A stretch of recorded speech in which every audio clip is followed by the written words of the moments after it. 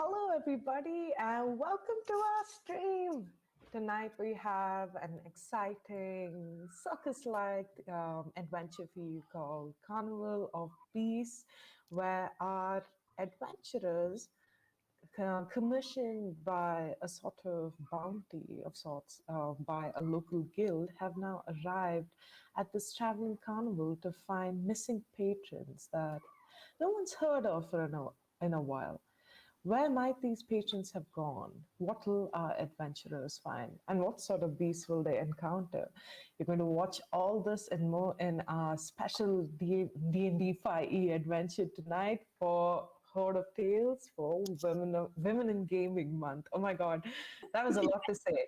But thank you all for sticking with me. It's going to get easier over the next couple of hours. And I would like to introduce my lovely party. Dungeon, would you like to start? I'm just going with my view here. Yeah, hi everyone. I'm Dungeon, they, she pronouns, and I am playing Nikita, the tiefling fighter, this evening. Hence why I have my little horns out. I'm very excited. Yeah, I'm just very, very excited. And then we have Anya. Anya, would you like to introduce yourself? Yep. So I'm Anya, also known as Lalion Cosplay, lioness in French. Lalion Cosplay on Instagram and TikTok. Lalion Photo on Twitter. I can do words. She, her pronouns. I will be playing Nabe, a changeling bard. They, them pronouns, non-binary changeling in this game. Yay. And then we have Chickadee. Chickadee, would you like to introduce yourself and your character? Yeah, hi, I'm Chickadee. I'm a streamer here on Twitch as well, under the same name, obviously. I'm going to be I guess I should say she, they pronouns. And I'm going to be playing a elf rogue named Wolf. Awesome. And I'm Shay. I have a page called Kumi's Curiosity, so I also go by Kumi. I am an Indian DM and gamer, and oh my God, I'm just so happy to be here. I had such a lovely PvP post-by-play session with these three for a week before this, and it was just so fun getting to know all these characters, and at the end of which, this party of adventurers reached this carnival downstream. Now, that's where our adventure picks up.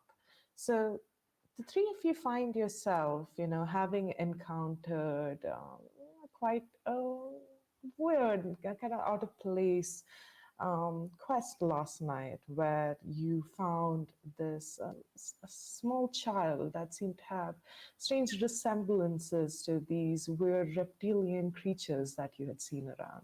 You helped this child escape, not really escape, you actually ambushed this party of gnolls, take them down until they're like literally screaming for their lives and begging to leave. And as they run away, you save this little child and return them back to their family or tribe, something of which you have not really gotten to know much about.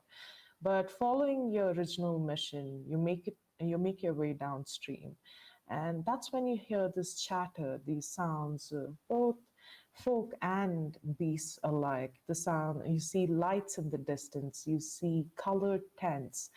And as you go down this thicket that you have been traveling through for the last couple of days starts to lessen and open up, and you find yourself at the riverbank with this sort of makeshift bridge that's leading you from one side to the other. And all of you have some sort of arcane knowledge, whether you've practiced it or you've been around it. And seeing this, you see a lot of primary spells, things used to kind of just change the elements around to make it more entertaining, to make it a sort of place that people could gather. And as you start walking there and walk onto this little bridge, taking a careful eye, trying to observe around, Nab, you walk with Peppermint on your shoulder. She looks around. Not yet. I haven't taken her out. Okay, so you're walking in the form that you have assumed today. Your hair is long and black. You look confident. You look at this chair around and wonder whether you could lend a hand to this excitement. Nikita, you having just survived a horrible ordeal of multiple attacks and unwarranted damage just the night before and having It was taken it fine. as It was fine. unbothered by it all. You're looking for a place to stretch your muscles at as well. You're looking to see what might be there behind these gates. And more than anything, everything's chill. Nothing really phases you too much. It's all good. Wolf, you have a trained eye. You don't usually like to stand out too much. You don't like that there's so many lights here. You're immediately looking for places to hide, places to look out from, places to, maybe places where people could be hidden as well. You're taking this careful assessment of these grounds as the three of you make your way in. As soon as you step in, there's this fresh, rich odor and aroma of fried food, sweet goods, of ale, of fruit, of vegetables as well. The smell doesn't seem overwhelming to you, but it does call to you towards your left, where you see a small makeshift marketplace of sorts. You see some stalls where they're frying meat of some meats that you've never even seen of before. Some you don't recognize. Some might turn you off immediately, but to the intriguing eye, it looks tasty enough to you. You look to another side, and there seems to be sweets of all kinds. You see pastries, you see chocolates, you see sugar, boiled, burnt, almost, fashioned in ways that only magic could have touched it. Another cart lies to the middle of this little area where you see it's filled with stones. Now, Nikita, you know that the night before, this little dino child that you had saved handed you a stone. Now, looking at it, you see that it's green. If Wolf, if you were to look over at Nikita and the stone that she's holding in her hand, you might notice that this green resembles the same one that the knoll that got away had used to heal itself. From that, you might get that assessment that it's some sort of healing stone. The same manner, when the three of you look over at this cart over here, you see a similar stone there in varying sizes. You also see other stones of different colors. And even to your general perception and your insight to how this might be and what it might be, having traveled so far and seeing the different people that you've encountered, you know that these things are called rift stones. And rift stones essentially channel magic in different ways. And depending on the sort of school of magic they belong to, there are different spells that they can cast. And the person over here selling these rift stones seem to be like a vendor. And these are vendors that you have seen throughout the lands that you have traveled, and some that you have also bought in your possession. Even looking at the items that you have now, are the ones that you would use to call any companions, you do notice that there's a sort of stone embedded in those items itself. And this seems to channel some sort of energy. Now, on your left, you have this food market. On your right seems to be a sort of a bit more of a dreadful sight in a weird way. It looks a little um, it looks a little abandoned in some sort of way, and you don't know whether it's purposeful or not. But at the far end of on the building over there on the right, you see this sign that says "Room of Horrors." You can't. It seems to be kind of like from anyone who's visited a carnival before, a sort of scary house sort of situation. But you're not too sure whether this is just like maybe just bad placement, because usually you wouldn't have something that's so attractive right in the beginning. but it's there now. And even the people that you see around, not many patrons seem to really be here. You see a few scattered in different areas, but you can make a choice. I'd say from just your general gathering itself, you're able to see just kind of like the tops of things and highlights of different areas. So you have a kind of a gauge of what's around you. So where would you all like to go now from here?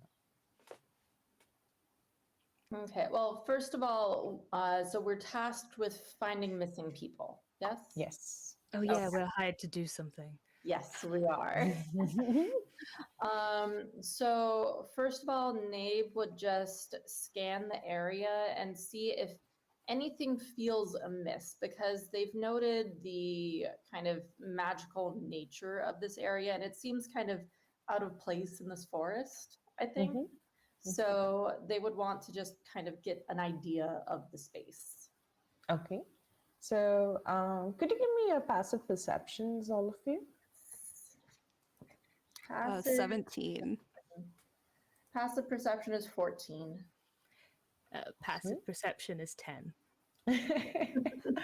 Awesome. So as you're looking around, you're trying to just see where people might be hidden. What are the more dangerous spots here, or where places where people could be picked up from. And as you look around, the different patrons that most of you see and look at are, a sort of you see a couple of them, not many in variety. You see maybe two or three that have more of the sort of reptilian features you saw with that sort of dino folk child. And you haven't really encountered many of these people before, but they seem to have more of like tribal garb, the ones that you would maybe associate with those of you who are well traveled with like lizard folk or with dragonborn sages of sorts. But otherwise, around you see mostly there seems to be humans that are walking around. They seem to be the general patrons here. You see a couple of gnolls that seem to be acting as bodyguards as well. You also see at the far end a variety of different creatures. Some of them you notice as dinosaurs itself.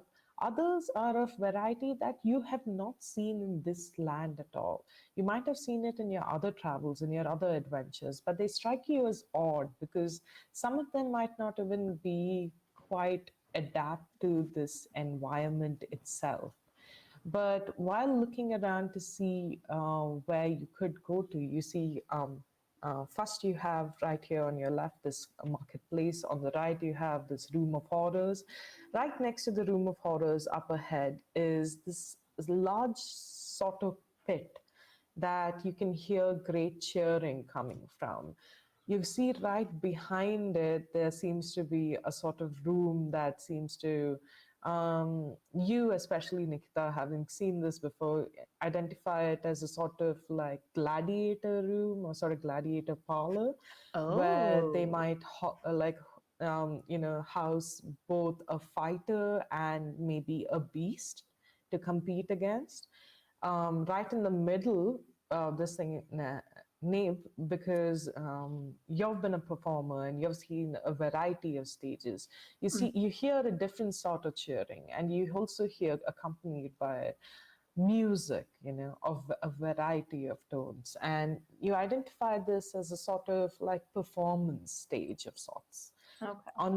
On the left of that, just a little up ahead, where you see flying up ahead, overhead is a like a largish red wyvern that seems to be scouting the whole area. Below it seems to be, you can't really see from here, and the animals there seem to be relatively small, but it seems to be a sort of petting zoo. But you can't really identify it as nothing much more than that. But right there in the middle, right straight ahead, is this massive tent that you imagine to be the main sort of carnival tent where the main performances happen. Beyond which, there's not really much that you can see. You think that maybe that's where the carnival people themselves might have set up their tents. and maybe where they're keeping some of the animals as well, but you're not really able to see too far.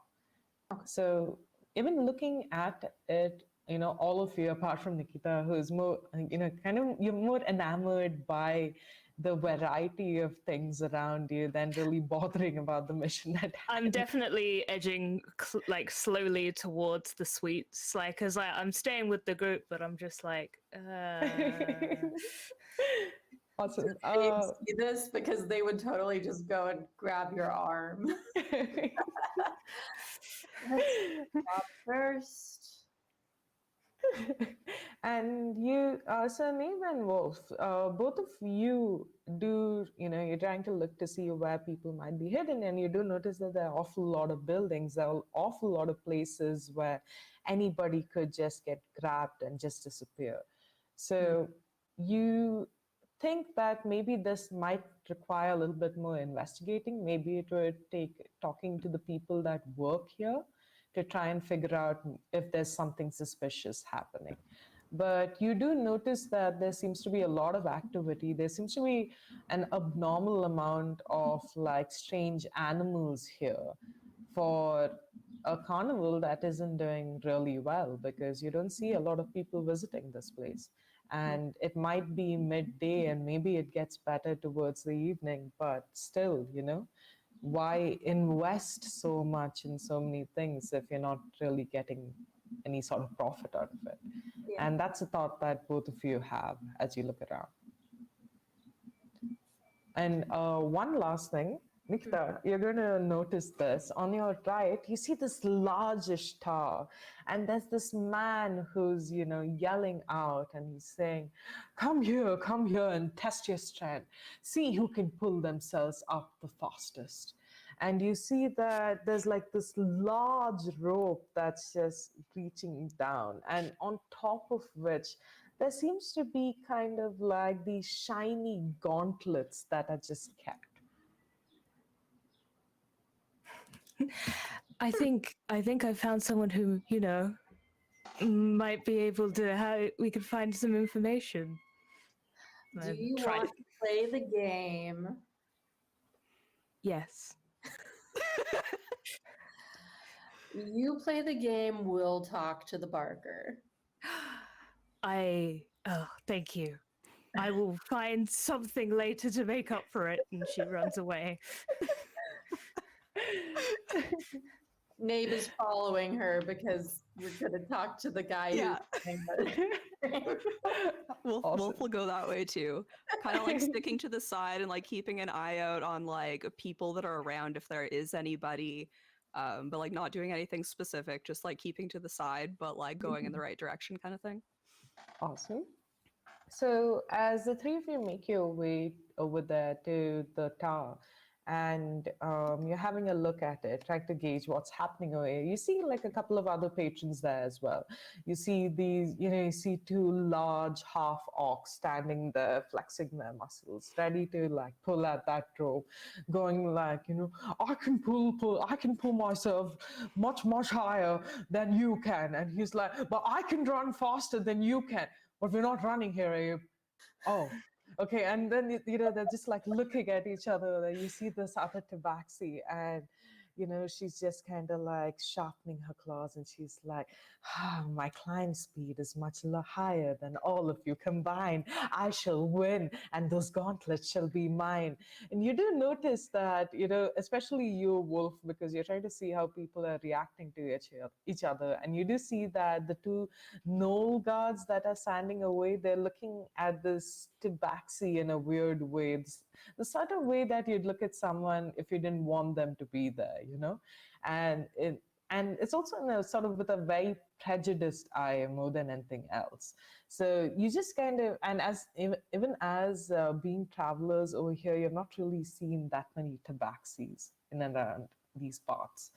But as you look around, you see a couple of, like young boys. You see this girl also standing with them. They're all just kind of like competing together and saying, no, I can pull faster. I can do it too. And it seems to be generally that everybody wants to prove that they can climb higher than the others can. And Nikita, you walk in over there, with your blazing red skin, your horns all like sharp and shiny, and you're standing over there, happy to look around and like give this a go as well when the hawker comes over to you. And they seem to be an odd sort of gentleman. They seem to have like like sort of reptilian dinosaur-like features where they have like this not really spiky, but this layered sort of hammer head, shape, and they're incredibly large. They're about 7 to 8 foot. They have like large brownish green muscles, but as they look down at you, they give you this radiant smile that looks odd in this really sharp mouth. And they look at you and go, "So, do you want to climb?" What are the rules? The rules are we have 5 ropes. Now, we call 5 people, we have these sticks, and they show like a handful of sticks. You each pull a stick. Based on your luck, you can get either the longer rope or the shorter rope.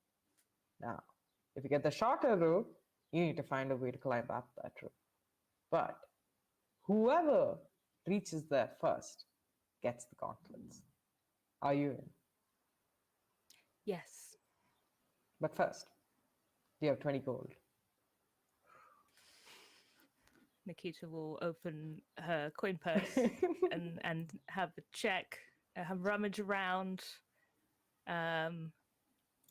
We never talked about money. She's I'd say at the beginning of this whole journey, you would have about 100 gold pieces each. Okay. That's helpful But- because I'm going through my character sheet like, I don't know where it's written. Then yes.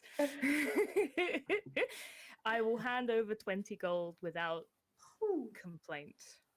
Awesome.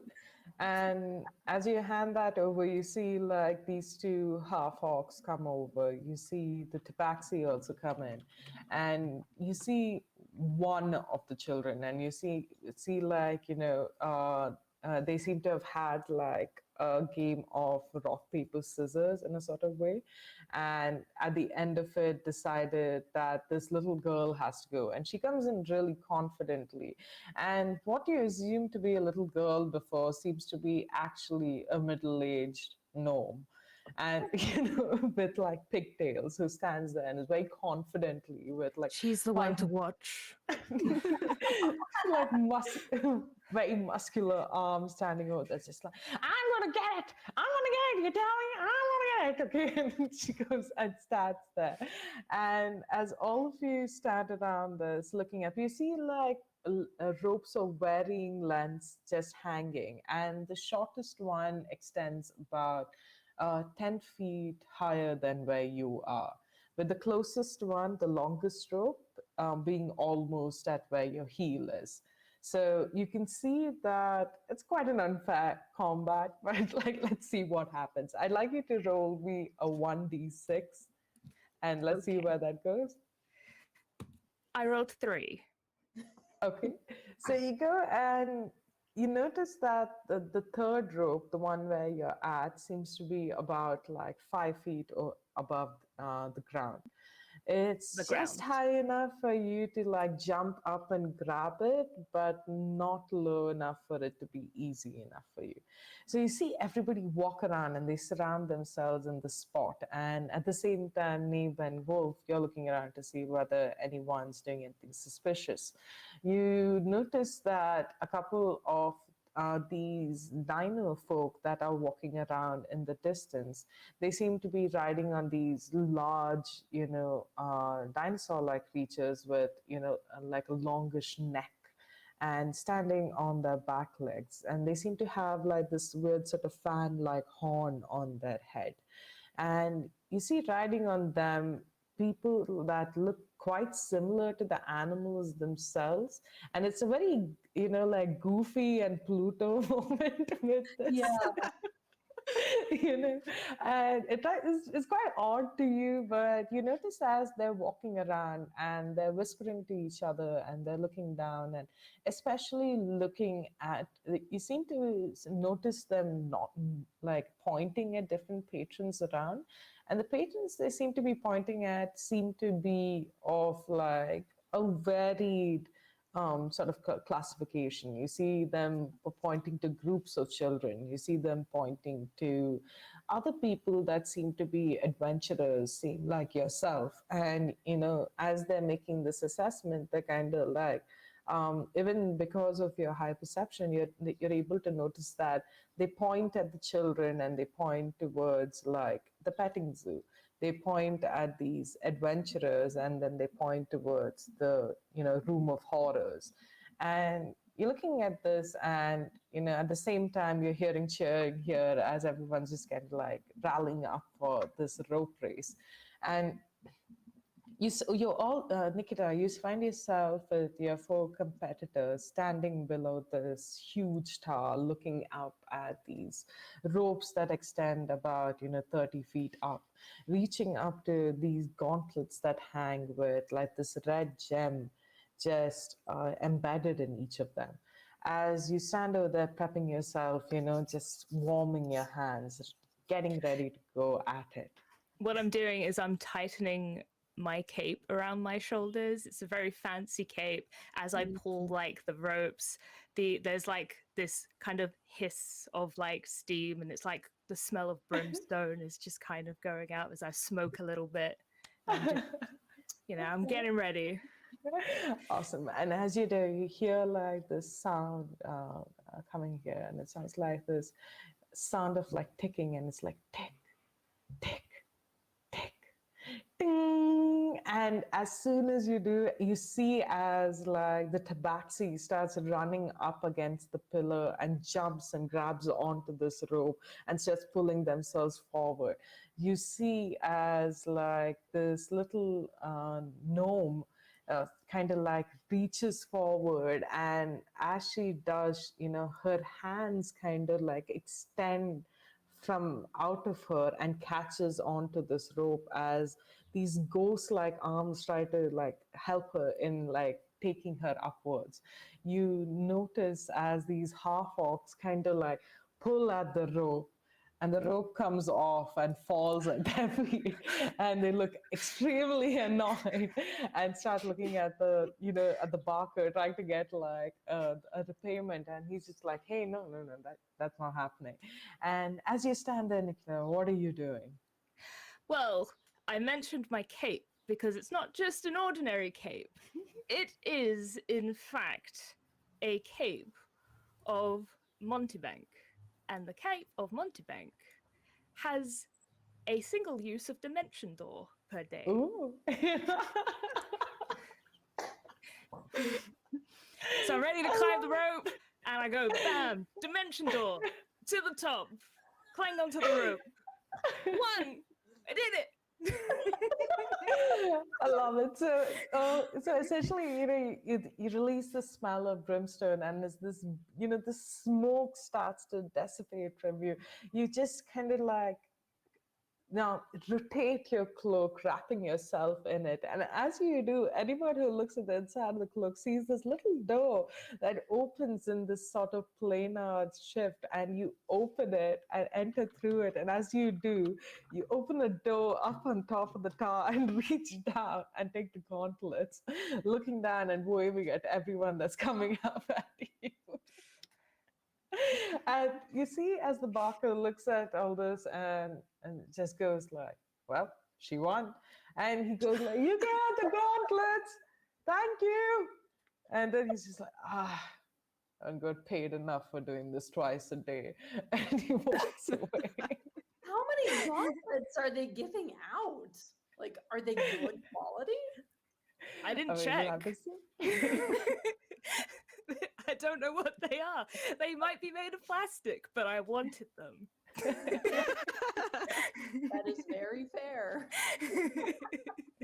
So how how do you get back down to go to the others? I mean, that's a good question. I have one usage mentioned, though. It's been Nope. used. I guess I'll, I'll like try Climb down and the rope. put the I'll put the, I'll put the gauntlets on. Why not? And climb back down the rope. Awesome. And as you do, you feel like this weird, like sort of like burning sensation on your hands. The feeling that you get from wearing like really cheap metal. Maybe that might be rusting on the inside. And you say, look down, the gem looks really pretty. But the gauntlets, I mean, they look shiny enough, I guess. It's a souvenir. You know what? I don't usually get to feel burning with fire resistance. So I'm like, this is a new experience. This was totally worth the time. Awesome. And as you join the others, the both of you, Nib and Wolf, you're greeted by this really squeaky voice from behind that goes like, "Oh, would you like some sweets, ma'am?"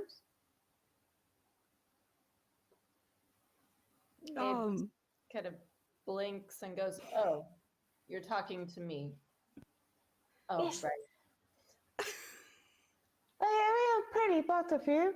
And I make some really nice sweets. And you look around and you see these fluttering wings as this really doped up looking fairy comes up behind.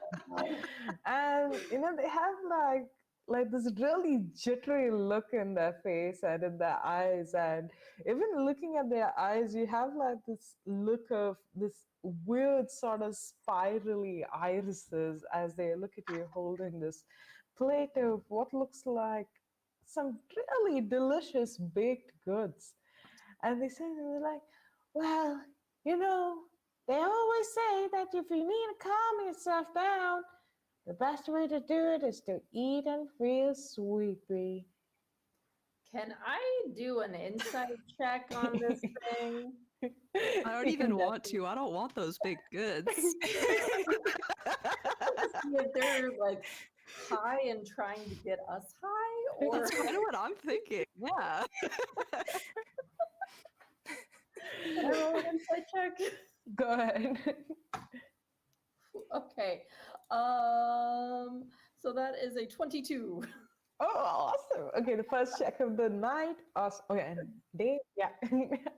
And what this? So you're trying to gauge what this fairy might be up to, and you see that they have like candy stains all over their clothing. Their hair seems to be like pink and almost seems like cotton floss itself. Their wings, it seems to be almost trampled on, and they seem to be leaning slightly to a different angle. And they're just like, the wingmaster, they said that we need to make everybody happy.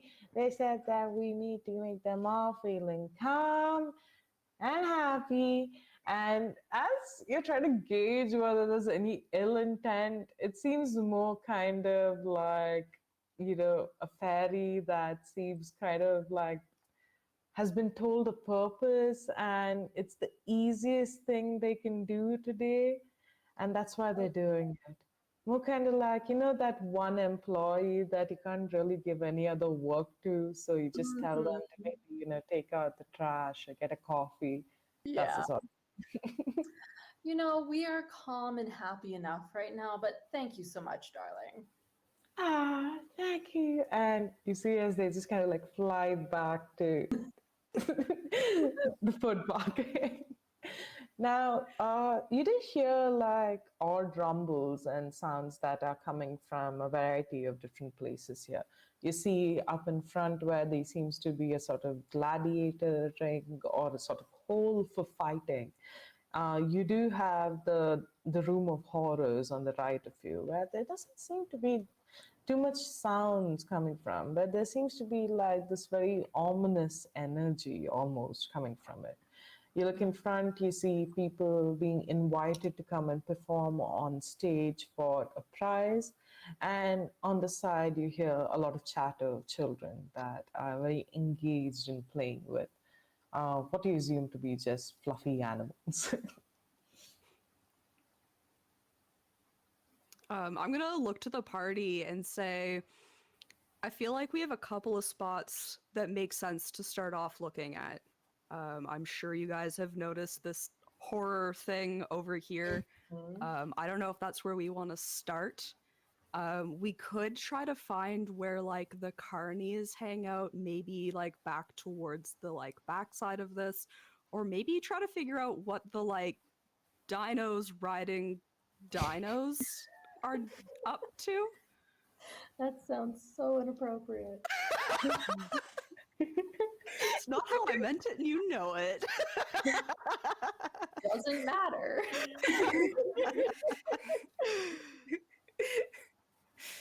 But yeah, I think those are all like good leads. So whatever you guys think is the best one, I guess we should go there. I mean, do we want to go clockwise? Just wrap our way around? Sure, that seems logical and yeah, makes sense. Logical, let's- practical. Logical, practical, yeah. I like those things. Awesome. I will follow the both of you. Okay, Awesome. So group of horrors. I guess so. dun, dun, Chick's dun, excited about this. I don't know if Wolf is. Yeah. I know that I myself am not, but Nabe is curious. dun. I So- and Nikita are both very into this.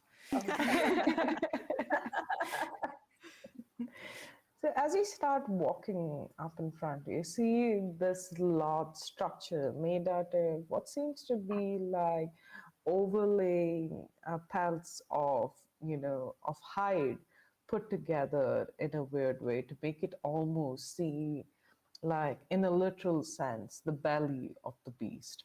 And overhead on it is this large orb that even as you're walking up to it, you can see it seems to look at you like an eye. Weirdly like the Eye of Sauron, but like this Okay. has a more kind of like carnival-like feeling to it.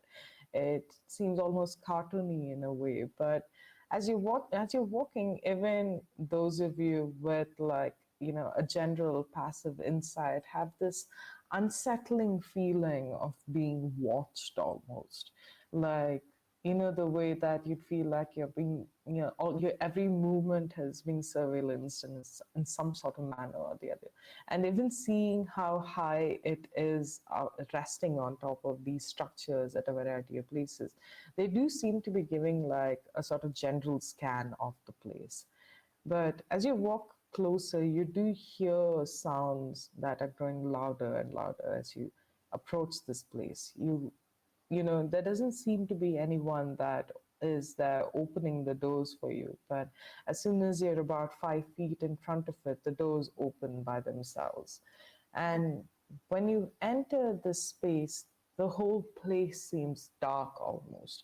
You don't have a general gauge of how far ahead things are, but do all of you have dark vision? I think changelings don't, right? Nope. And Wolf is a high elf, so yes, I think you have dark vision as well. Yes, sorry, I was answering in chat. Awesome. So with about 60 feet of dark vision between the both of you, Neeb is standing behind you, but Nikita, you're able to see in, wearing shades of red, just the outline of general things in this room. There's not really too much that you can see, and you do feel like there's some sort of subtle magical darkness that's covering this place, maybe for more of a theatrical effect.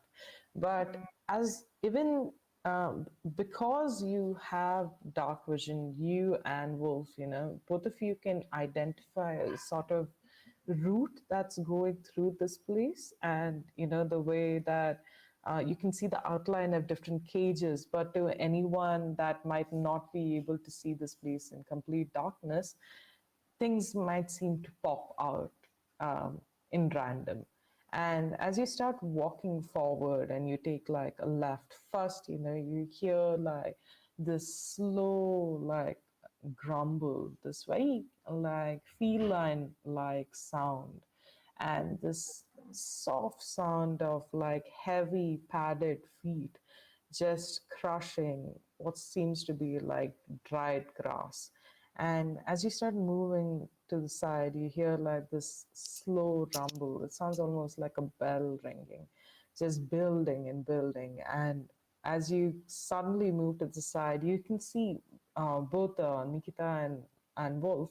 You can both see this weird creature being captured in this almost tiny like space.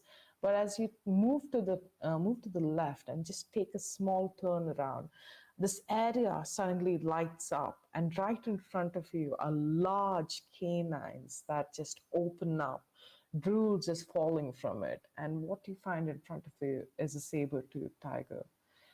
It Oh, looks at you. It prowls around the space. Oh my god, that's so cute. My little kitten just came here now and meowed, and I was like, oh, yes, it's you. So it starts there looking at you, and it already looks quite ginormous. But even now, could all of you give me maybe an insight check or maybe an investigation check of what you'd like to kind of understand as you go? I'll do insight because that's better. Okay. Ooh, 17 plus 7, 24. 24. Awesome. No, 24? Yeah, 24.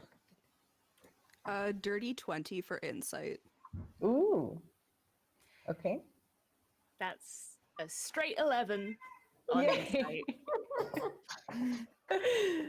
So Nicola, you're quite.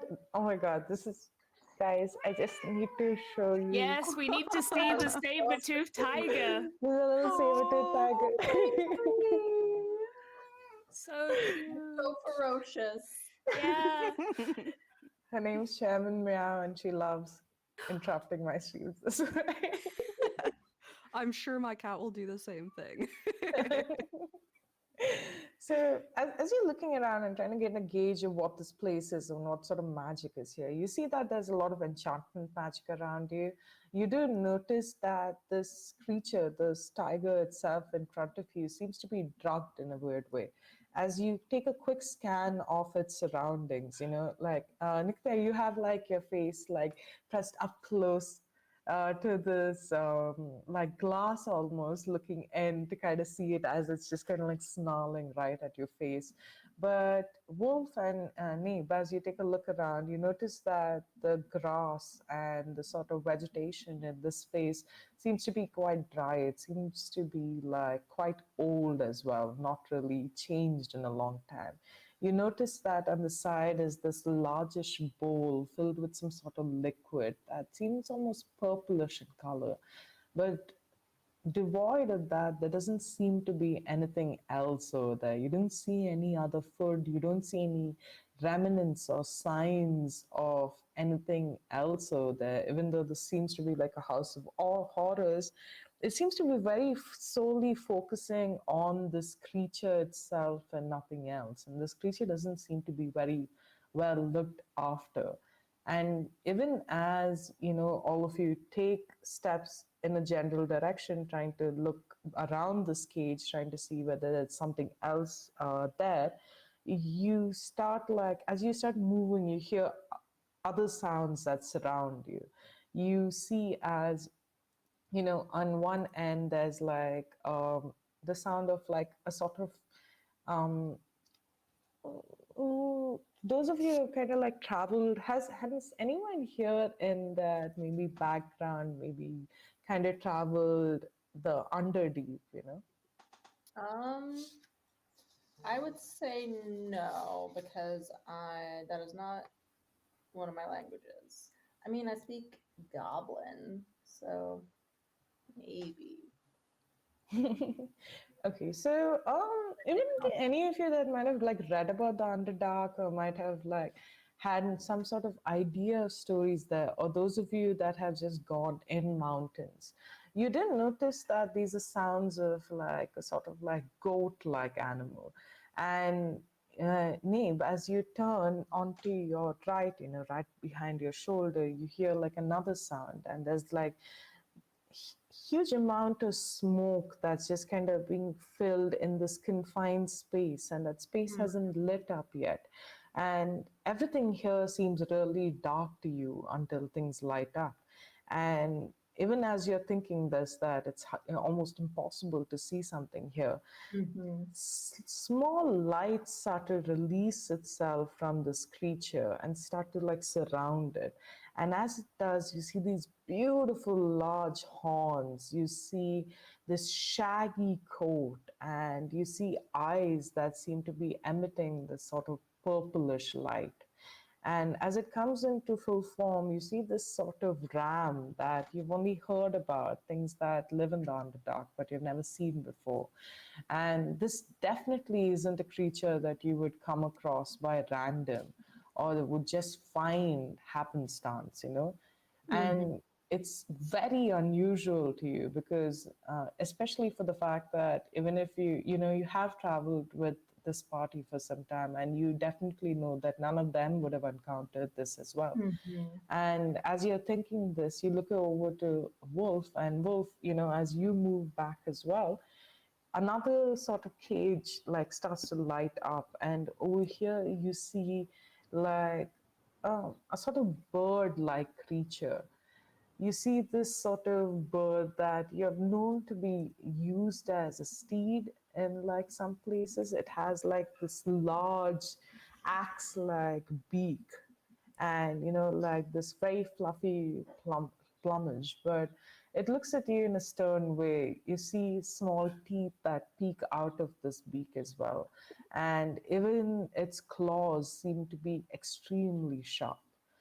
It stands there and it doesn't do much to you. Even if as it moves around this cage, it seems to be almost flightless in a weird way. But it takes to instead standing in a corner, looking away from you. It kind of like in a spot that, it's kind of like feeling like in a spot it shouldn't be. And in every one of these cages, you notice this similar purple like liquid lying in a basin in a sort of corner. The last one, as you move a little further back, another light comes, but not immediately. And behind it, you hear the sound of this huge beast breathing heavily. Mm. Hello? Okay, so you're walking in front, Nikita, and everything looks red to you. You're seeing these in different temperatures. You're seeing whatever spots that have, a light has had light thrown upon it. You see it in bright, vibrant color. Other places they seem red to you, and even as you're moving backwards here, you see one of the most massive predators that you have ever come across in these lands. You see this huge reptilian monster, similar to what you've known to be like raptors, but three, four times the size. It stands there, not quite as similar looking as a T-Rex, but kind of more feathered in form. It looks almost kind of like it was made in a weird way. But this is not something that you do notice unless you want to investigate it. But as you look over there, you see the outline of these feathers, you see its massive shape. You also see that both its eyes are looking dead right at you. So Nabe would be very weirded out by this, first of all, but second of all, would like to cast detect magic to Okay? see if these, because I'm getting Mommy Fortuna vibes, like I said in the chat. I just want to see if these are actually what they are, or if they're like an illusion or something like that. Okay. Is that a ritual casting or is it? No, it concentration 10 minutes. yeah, it's not. Oh, no, wait. This one is a ritual casting. This is my one ritual spell. Okay.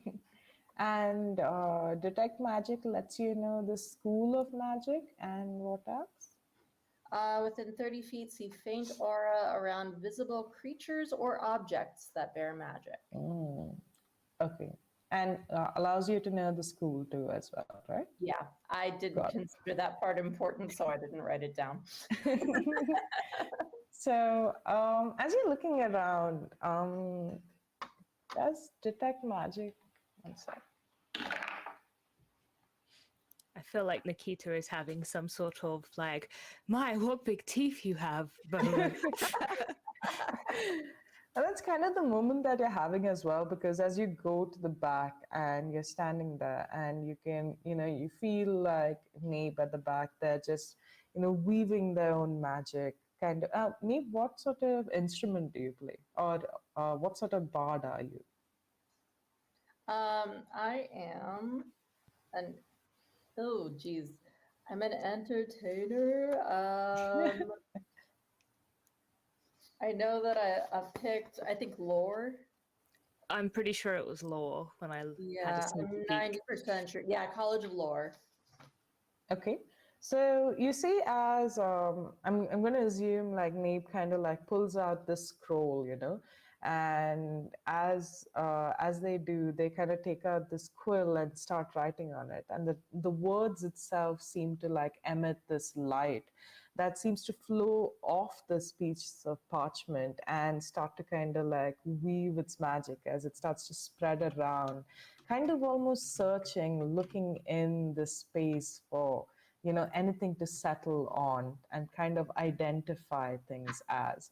And as it spreads outwards, you see this magic go around, and you see as Nikita walks forward and stops in front of this cage, you see it light up, and as it does, it seems to only like accentuate that redness that you see in your sight, Nikita, as this cage itself floods with red lights, almost to give a more ominous feature to this dinosaur, this great Okay. beast standing inside.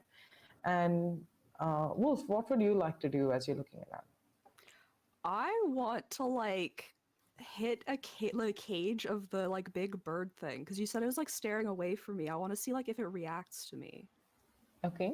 Um, you start to hit it, and even as you do, this wall feels like a sort of wall of force in sort of a way that seems to be capturing this creature in. You don't. Is there much magic that you know? Do you know any spells? Not really. I know Okay. message, and that's like it. Got it. So there's not too much that you understand about things, but you have noticed and understood magical items. You do understand magical effects. And maybe it's not how to practice that magic or emit it, but you understand how it's formed and what are its properties.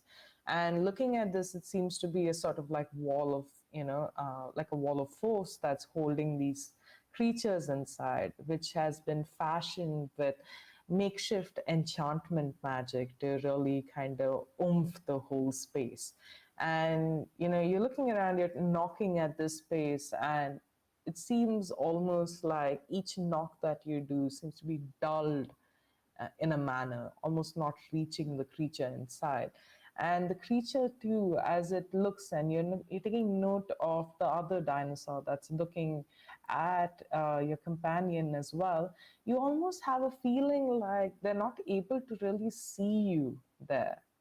And that's an observation that you make, and even as you see this like this axe bird of sorts, and that's what the impression that you get, it like turns around and it seems to be searching in the space, but you have a general idea that a lot of these uh, beasts seem to be reacting and looking at a spot because they're expecting someone to like reappear at that spot constantly without really knowing who might be there.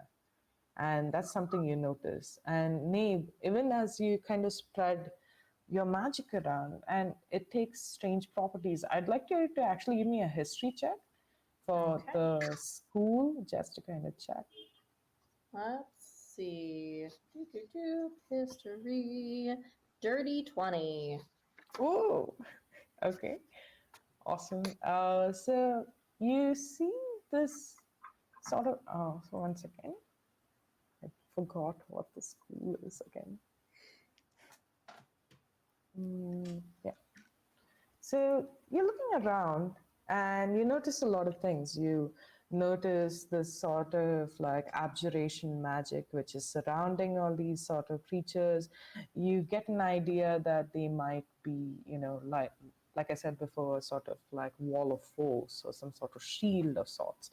But you also notice that as your script starts to flow out and settle on things that might be magical, they start landing on each of these creatures themselves. And as they do, you need to get a strain to look at it. The script itself, the glyphs that you see on them aren't something that you recognize before, but it feels innate to you in a weird way. You being you, especially you get a feeling of some sort of resemblance almost. And you look at this and you understand that the sort of magic that all these creatures have on them is some form of transmutation magic. That's what I thought.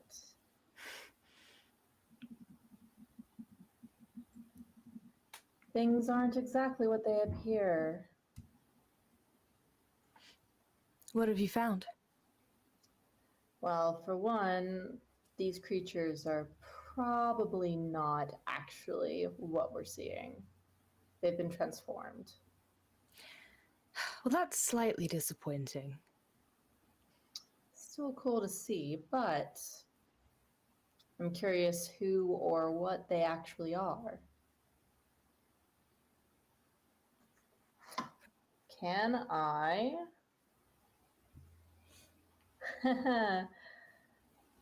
That might be a little bit too difficult to do. I have Dispel Magic, Ooh. but it's choose one creature, object, or magical effect to end. Mm-hmm. Which one do you think is like the furthest away from what it started as? I feel like that might be the best option. I'd say the big boy over here. The last one. Mm-hmm. I mean, The terrifying dinosaur with feathers. yes, exactly. So, DM, could I cast Dispel Magic on our big boy birdie T-Rexy type dude? Mm-hmm. I don't remember exactly how this goes, but help me out here. What would it require if you're doing Dispel Magic at a level lower than the spellcaster? So, what I have is so the choosing the thing, then third level or lower just ends it immediately because it's a third level spell. Mm-hmm. Fourth and higher, it's a charisma check DC 10 plus the spell's level, the spell that was cast on them. Got it. Okay, so you can go ahead and roll me a charisma check then. Good thing I'm super charismatic. Come on, spell. Come on. But one time I roll a bad thing. Oh no. No. Okay, hang on. I've been rolling so well. So it doesn't even hit 10. So no. Spell fails.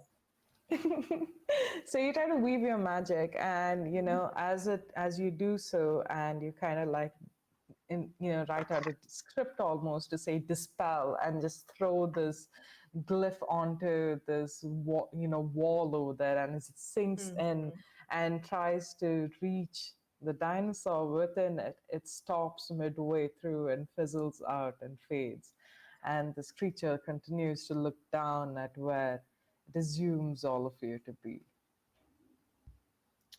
Well, there's one of my 3 third level spells lost. Cool.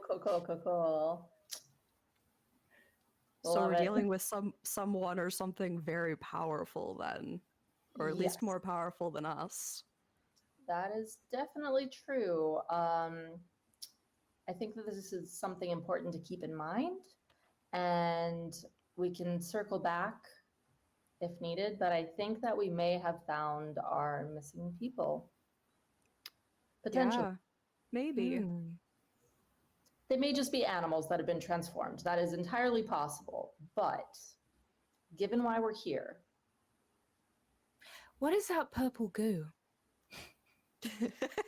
very good question.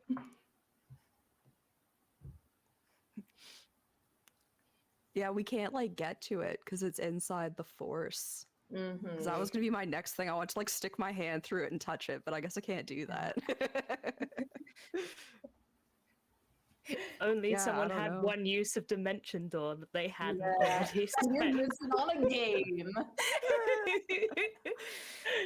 I feel like there's been a lot of like purple stuff in here. Like some of the animals have seemed kind of purple. Maybe that's something we should keep an eye out for like elsewhere in the carnival too. Maybe that kind of like lets us know there's something funky going on.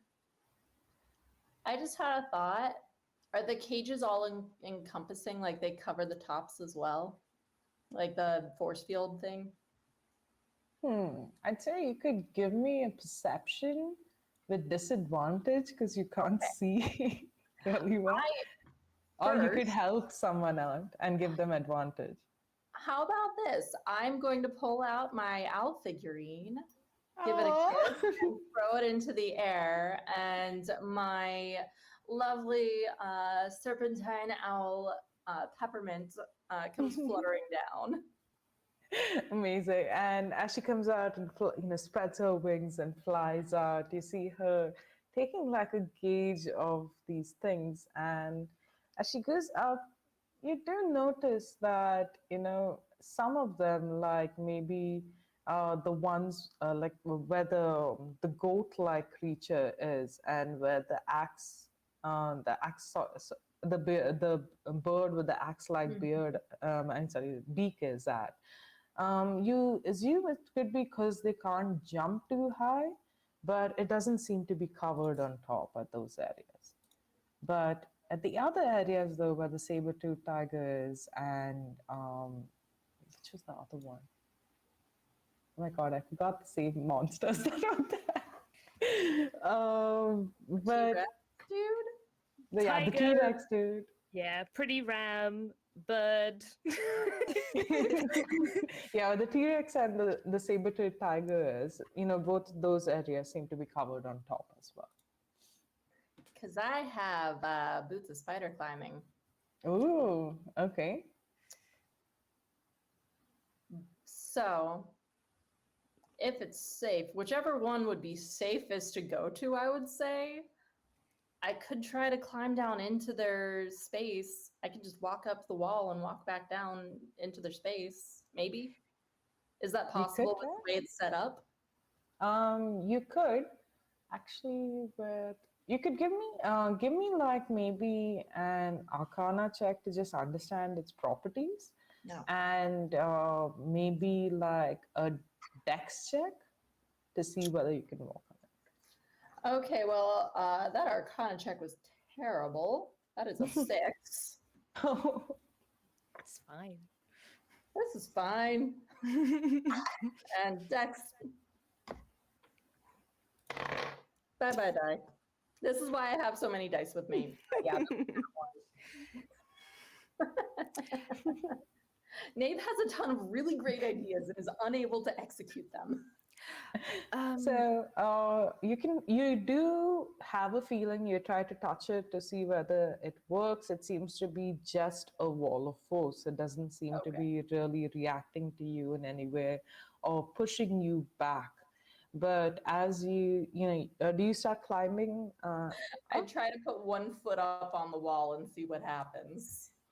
You do, and as you put your foot up, it sticks, and you take another one, and it sticks again, and slowly you're now standing in a horizontal fashion, and you go upwards, and you're climbing, and it feels a little odd because you can't really see much, but I'm assuming you're going into the one with the yak. So the yak does seem it doesn't seem to be doing really much, but also you notice that there's a lot more light in from the same light that the yak itself seems to be emitting. And once you like climb in, this is where it starts to get a little tricky. So I'd like you to give me a dexterity check. Oh God, now I'm afraid of my dice. I'll try this one. Okay. Dexterity check is an 18. Ooh, okay. And as you do, you're able to quite expertly kind of like just put another leg over. But once you start going in, now I need you to tell me, are you trying to be stealthy and go and maybe touch this liquid or take it? Or are you trying to maybe kind of like tell this animal that you mean it no harm? Well, first of all, I'm just trying to get close to assess this weird liquid. If I can do that without jumping in, that would be excellent. But the most important thing is that I don't want to frighten the creature. Okay. Give me like a stealth check, but with disadvantage. Because Cool. you're like this enormous bug on the wall right now. Well, disadvantage, one of those was a 1, so Uh-oh. Oh, so as you walk in, and I'm gonna, okay, as you walk in, and you see as this large yakish like creature turns and looks at you, it's not starts to snort, and as it does, you see as this bellowing like a fog seems to emit from its like nose, its nostrils, and it stares at you. You see as its hoof slowly just kind of like picks at the ground, just pulling up the soil as it stares at you, getting ready to kind of push towards you. Now, okay. you do have an option to climb back out or Yes. try to calm this thing down. Is it difficult to climb back out? Or is It's it just easy. It seems I'll right now catch you. easier to climb back out than face this thing. No. I meant like, is it physically easy to climb out of it?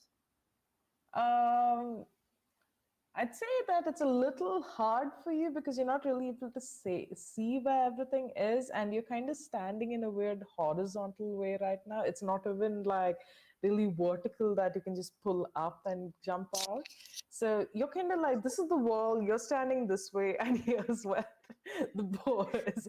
So you're just kind of like looking at it, with your head just kind of Okay. like. And then just a spatial question. How much space is it up to the ceiling of this space?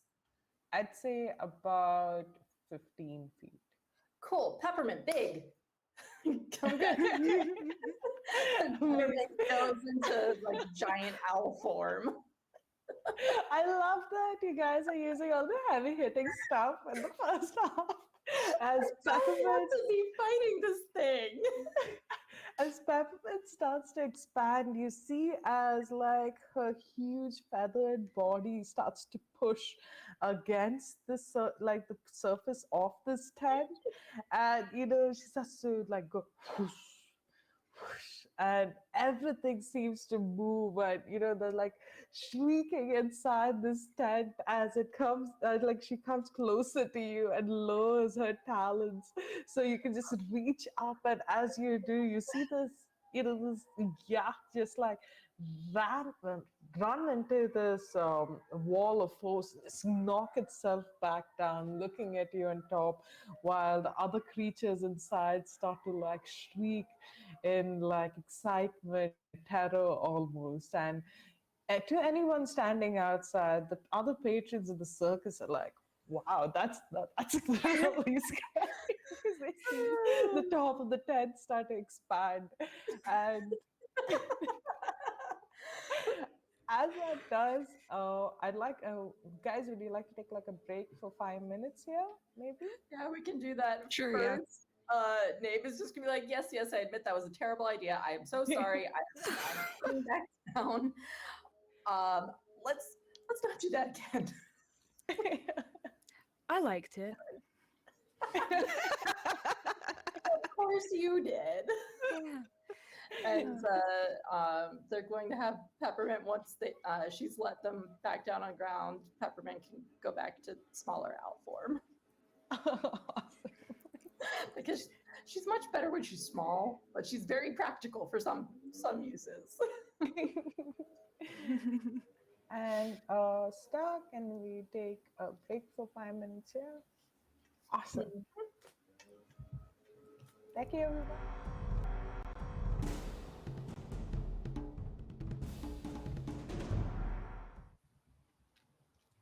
Hello, everybody, and welcome back. Thank you so much for watching us. And now, at the last, and right before we went on break, we saw as Nabe started climbing into this little cage made from this wall of force, encountering this strange underdark yak of sorts looking straight at them.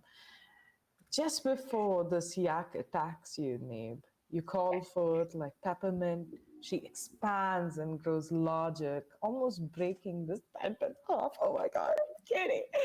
I'm sorry. Kitty is the only reason that streams break. Oh my god, adorable kitten. So, and yeah, Wolf's kind of like having a moment with the saber tooth as all this is happening, and you see and like Nikita is standing in this in another corner looking up and suspiciously looking at their own boots and just kind of like looking away like, okay, before before this thing Peppermint kind of helps you get out of this thing. And you're standing there, and you can already see that the tent fabric itself seems to be kind of tearing at this point, almost to kind of like release Peppermint's largish form out. What would you like to do? Whoops. I would like to go to the door and try to see if I can see guards coming. Like does it look like we've caused enough ruckus that we're gonna have a fight on our hands? So you do go out, and as you do, you're looking around to kind of see the guards, and it's also strange because as you approach the door, it opens up by itself, and you see like a flood of light coming in, and Neb, you feel it as well at your back because you see this large source of light coming from the back as well as from the top, where Peppermint's slowly breaking open the tent. And even when you go outside and you're looking around, Wolf, the guards are looking in your general direction, but you see them talking to either each other, and they look over to you again, and they're kind of just kind of like slowly backing away.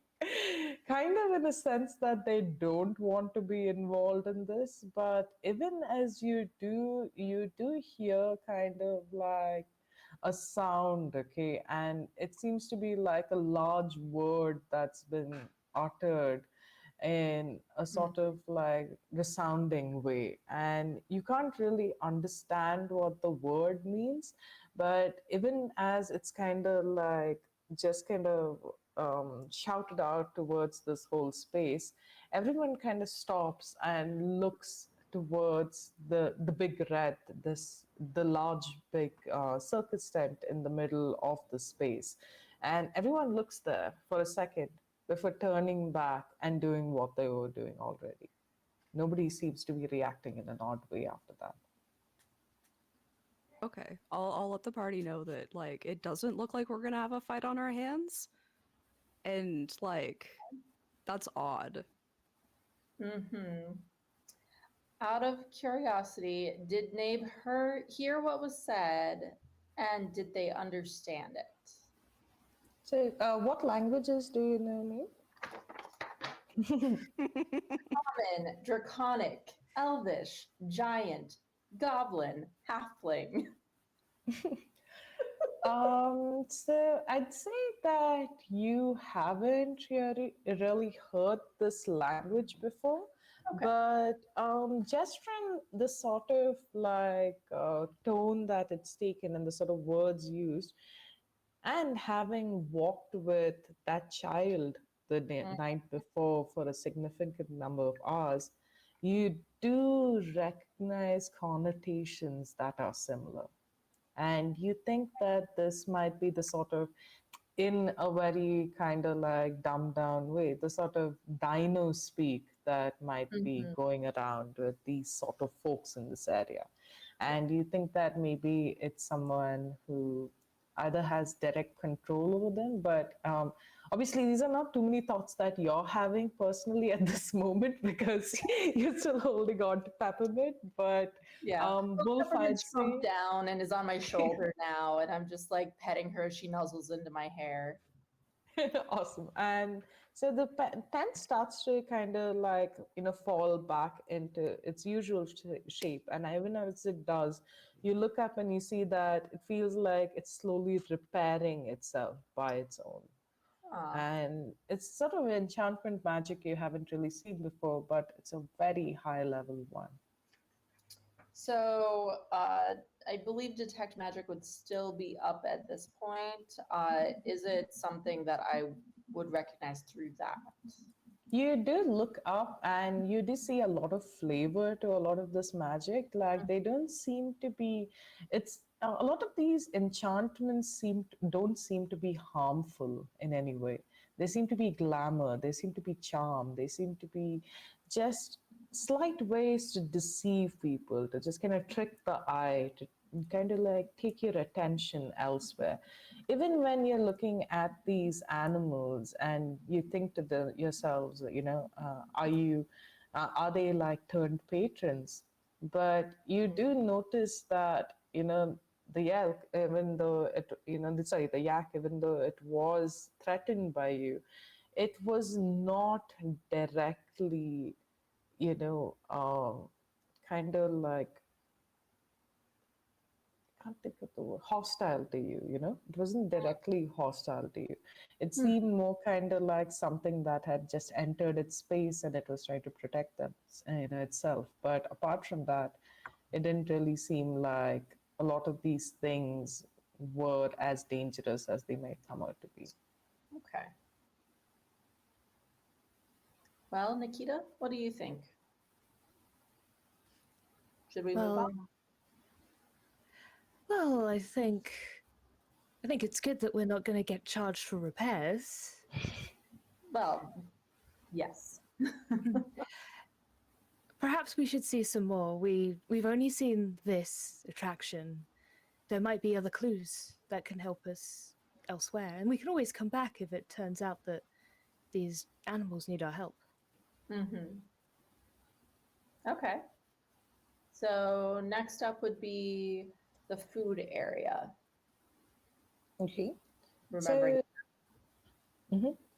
So you walk up to the food area, and there doesn't seem to be anything too out of place. You do feel like, actually, just kind of for the sake of time for the stream, especially, I'm going to like not rush it a bit, but just kind of like give you a heads up in places that don't need too many checks. So for Okay. this, how about you tell me what you want to do in each space. We'll do one check, and then we can just kind of move on to the next. Would that work faster? Yeah, Mhm. that's fine. Awesome. So let me know what you would be looking for. Is it maybe some sort of, are you trying to talk to people? Are you trying to look at things that maybe are used to charm people or to kind of like, kind of sedate them in different ways? Are you looking to see whether there's any other sort of activities happening here? So you could give me like either an arcana check, an insight, or an investigation. Or Nikita, because you are completely separate from the whole investigation route. Is there anything you would like to try out in this place? Is there anything I I think you want to should try do? eating some of the meat. I mean, I mean, my question before you said we were gonna just skip along for time was how much is that sugar that you mentioned at the beginning of the stream? Because that sounds delightful. I could just be munching on some of that in the background while everybody else is Sherlocking, and I'm just like, yes, I agree. When you go back to the ferry with the stand of baked goods, they're standing with a lot of like candy canes, there's like candy floss, there's chocolates of different types, there's even like honeydew, and you see even edible flowers of sorts. Uh, they seemed quite relaxed. They're looking at you, but it feels like it's through you, not really anything else. But even when they stand, they're just kind of like, so how do you want to feel? Any way that you want to feel, I can help you with that. It's drugs. Hmm. I feel like I feel pretty good most of the time. Do you want to Yeah. feel bad? No, I want to feel smart. Can you do that? Smart. I might have something for that. And you see as they reach down, and as they do, they kind of like, they're pushing things, they're throwing things around. You hear a lot of clutter at the background. And then they reach in and take out like a jar. And when they lift it up to you, you see like this small brain kind of captured in this sort of purple like liquid, and it's just floating there and slowly turning around, and this fairy says to you, it's really good, it makes you really smart, it does. Part of Nikita is like, yes, a new experience, and then a small part of her brain goes, wait, purple. There's something about purple. Guys, there's purple over here.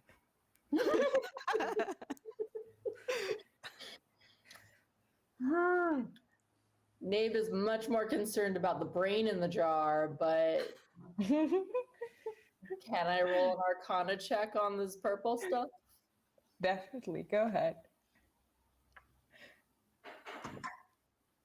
Not terrible, not great, but not terrible. 15. 15.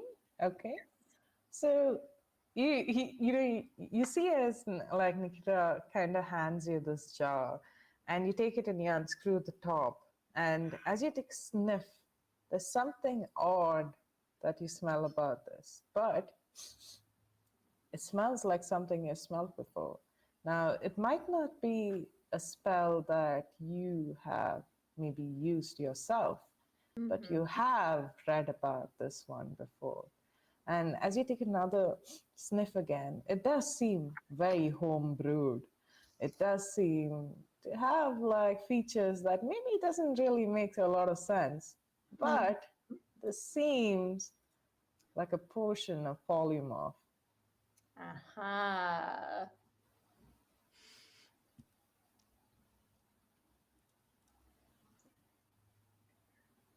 Interesting. Can I see, or can we see, are there more like potions that have this same evil purple color in the stands, in the stall? So, do you tell this to the others? So that maybe like, I'll like murmur it to the side and cover my mouth just in case this fairy for some reason can read lips. Be like, polymorph. And as you do, Wolf, could you give me an investigation or an insight check? Sure. Oh no. Investigation is a 10. Oh, I rolled a 2. Okay.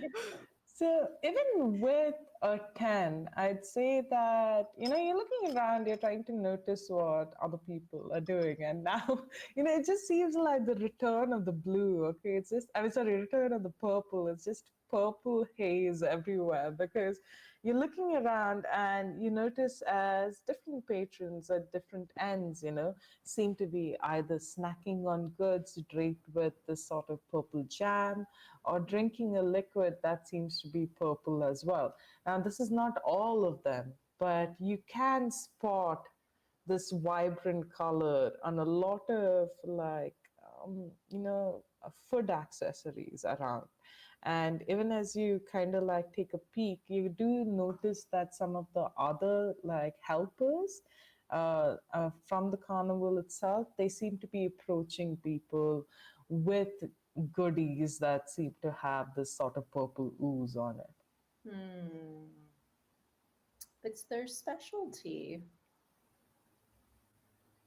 So, just to be clear, I shouldn't eat the brain. I mean, Correct. in general, I feel like that's a bad idea.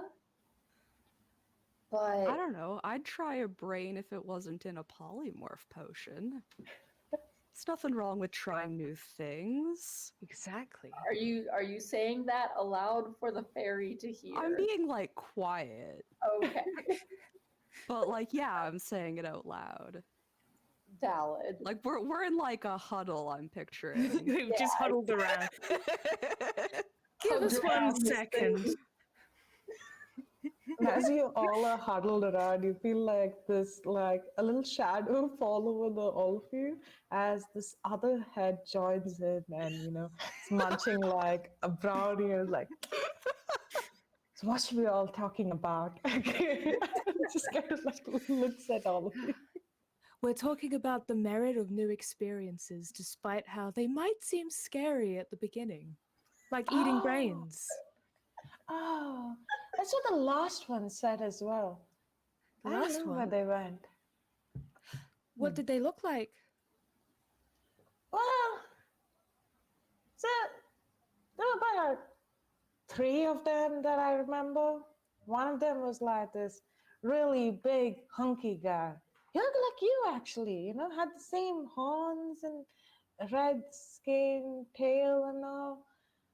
I don't know, like, Master said that they were hard to deal with because they didn't really want to eat anything, and essentially his friend, the bugbear, they said that, you know what, maybe you should eat brains because it's all about new experiences. And they ate the brains, and then I think they went over to the red top over there, and I didn't see them after that. Yeah.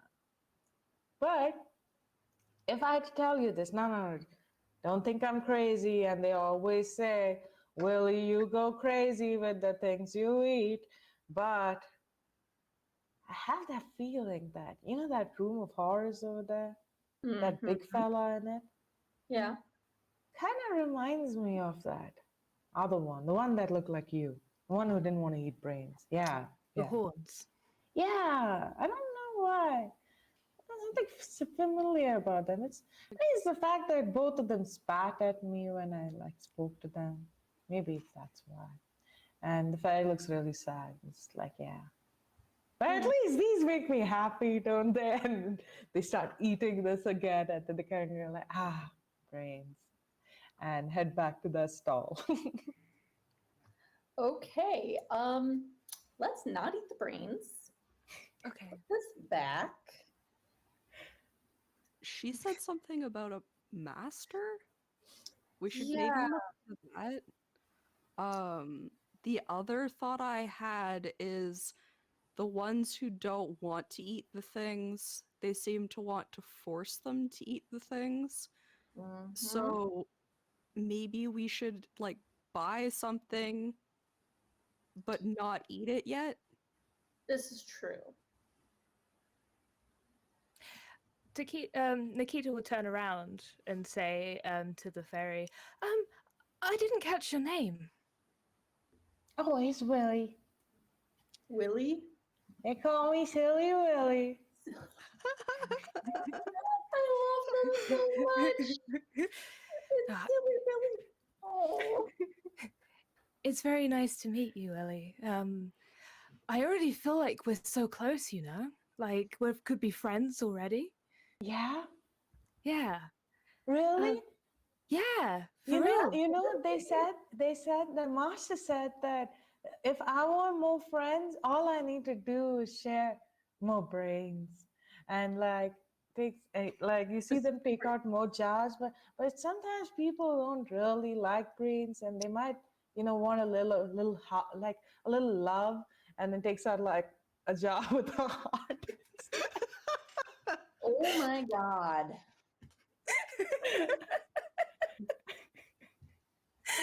And I then feel like sometimes this is really people helping are bald, so they don't really like things. So I get them this, and they're like, it's not another jar. And it takes out like a wig. And this is just like, yeah, this makes them happy. Isn't it pretty? And you see it's like a purple wig.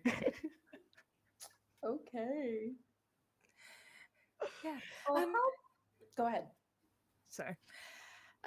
Yeah. Like, why? Who is your master? Like, why do they think that you need to give people brains to make friends? The master said that not many people want to come to the circus.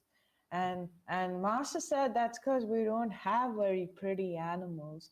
But we have so many pretty animals right now. Like, just the other day we got like 4 new cats, those flying ones? Yeah, they joined the circus. And then we had like, what else did we have? We had like these bunnies with these horns, and then we had more of those dinosaurs, and yeah, so like we've been having a lot of new creatures over the last couple of weeks. But then these I don't know what are they called? I think you call yourselves adventurers. They came the other day, and they were just kind of like, silly Willy, is there anything silly happening here? And I said, no, there's of course not. There's nothing silly happening here. Do you want a brownie? And they said no. And then they disappeared too. And then we got new monsters. We got that big red one, with the feathers inside there. We got like that weird buffalo-like thing. And then uh, we got that quiet one, that bird. I don't know what it's called. And you see as like Silly Willy takes out this big bowl and starts mixing chocolate. It's like, well, it's always nice to have new friends, but they don't really talk. I wish some of them could talk to me. Oh, don't worry, Willie. If it's not going to happen again, because we don't think anything silly is happening. And Really? no, we're just here to have a Nothing good silly. time. Nothing That's at so all. Nothing nice. silly. I'm so scared. Those adventurers, they said they're heroes and they said they'd save us, but I don't need saving. I need friends. And and yeah, and they said they'd come and shut down the carnival. I don't want the carnival to shut down. And Master said, as long as we have people coming, we'll have animals. And Master said that as long as we have animals, people will be coming. And said something about the circle of life. I don't know about that. But yeah. But oh yeah, but were you asking for Master? Master's over there, back in the now that big red top over there. But they don't really like showing their face that much. So if you see them, don't be too creeped out by them. They'll have like a weird mask on and all. Are they like with horns and red, or is there? I actually don't know. So the thing is, when Master removes their mask, they turn their face into something new each time. Sometimes they turn into something completely different. Just a side eye, Neeb. One of yours? Nave kind of motions like this with their hand, and they grow just a little bit taller. And which one will they be? They become essentially like a half orc, so not too much of a difference, but like completely change of skin, tight cropped hair. Their tattoos along their chest are still brightly visible of intertwining vines. They've turned a darker green in this form, and they have like really battered armor on now. And they say, "Do you mean like this?" Well, kind of like that, but master, they can do more.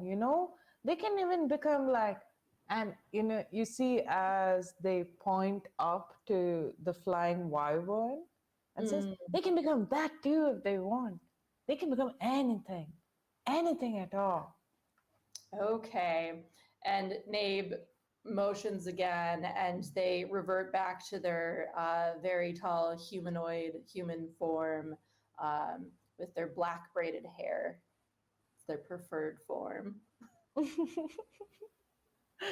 Awesome. you for the information. I'm glad. Do you want me to take you around? Maybe I can show you the space, and I can take you to master if you want. Certainly, that would be extremely helpful. We would love to meet your master. Awesome. I'm sure Master said that anytime I have any bestest friends, I should bring them to Master, and then Master will make them my forever friends. I've not met these forever friends yet, but I'm sure they'll come. My bestest best friends, though, maybe they weren't the bestest best friends. They never came back.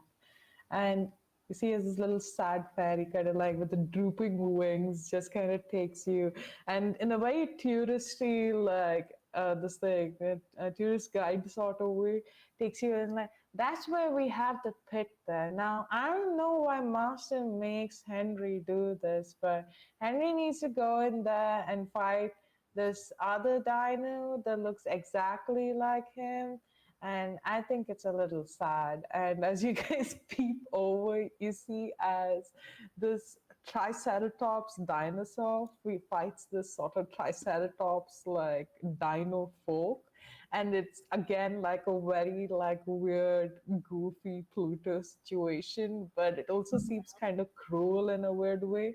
And even from the insults that you hear from the people around, they seem to be looking down on this warrior in shame, and just like almost spitting at him, and it just kind of like makes you feel a little sad for them almost. And even when you look past them, you see this sort of weird barn like place with a lot of like farm animals, but more of like plant eating dinosaurs that are just kind of kept over there and used for grazing and things like that. And you also see a couple of other warriors sitting there as well.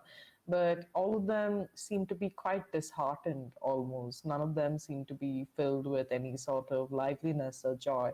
And she's like, and then you see as like Puliko is like, yeah, they're not always very happy, but they always win. And I guess that's good. But we lose a lot of animals that way. And that, takes you to the other end and shows you like the stage and says, so when people want to sing and perform, that's where they go. And that's where they do things. So that's really nice. And then you like, as you go to the next spot, you hear like this person, you see this red tiefling that looks quite similar to you almost, Nikita, and she has the like this the garb of like a bard almost, and she's singing a song and calling people over there and saying, just kind of going like, come little ones, come hear a story, don't worry now, it won't be gory, see how this moves, do you feel it calling, come now, hear a story.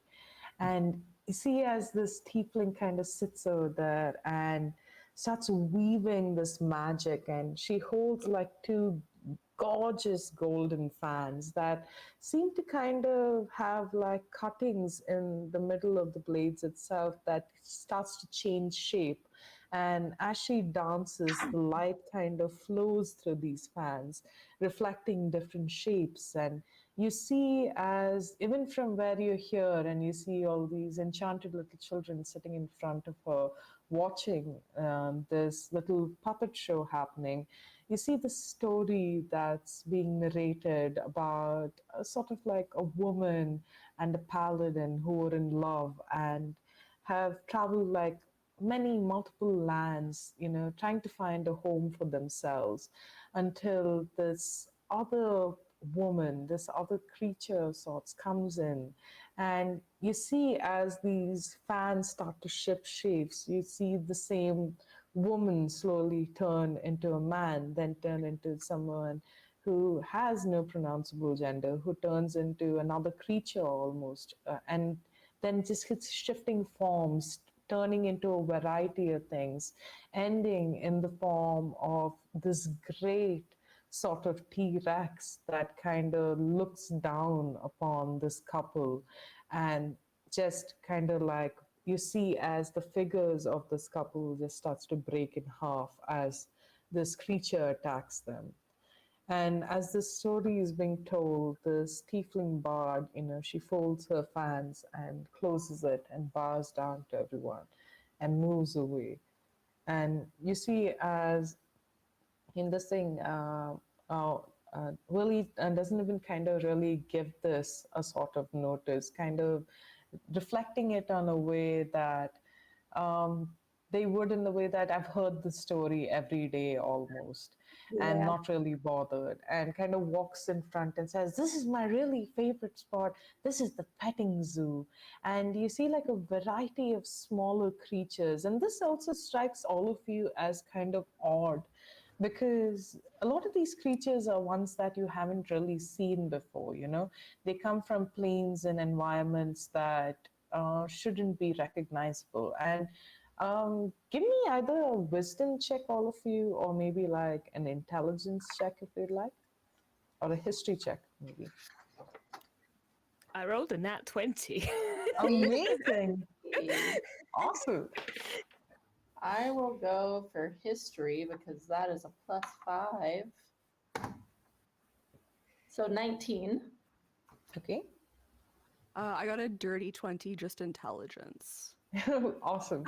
So all of you, even the fact that you had shared a lot of information with each other, and you three are whispering to each other as you follow this ferry through this place. You're looking at this, and you kind of notice that some of you have had druidic friends. Some of you have ones that could wild shape into different forms. Even looking at this sort of segregation here, you try to kind of make an assessment, even from what you had seen before, that children, smaller animals, more powerful people, bigger animals. And even as you watch these guards looking around and pointing at things, they seem to be kind of like, they're looking at the three of you and they seem to be taking more notice. You also see as these eyes that seem to be in different places, they seem to kind of be almost measuring or testing how much magical power each individual has here as they walk through these areas.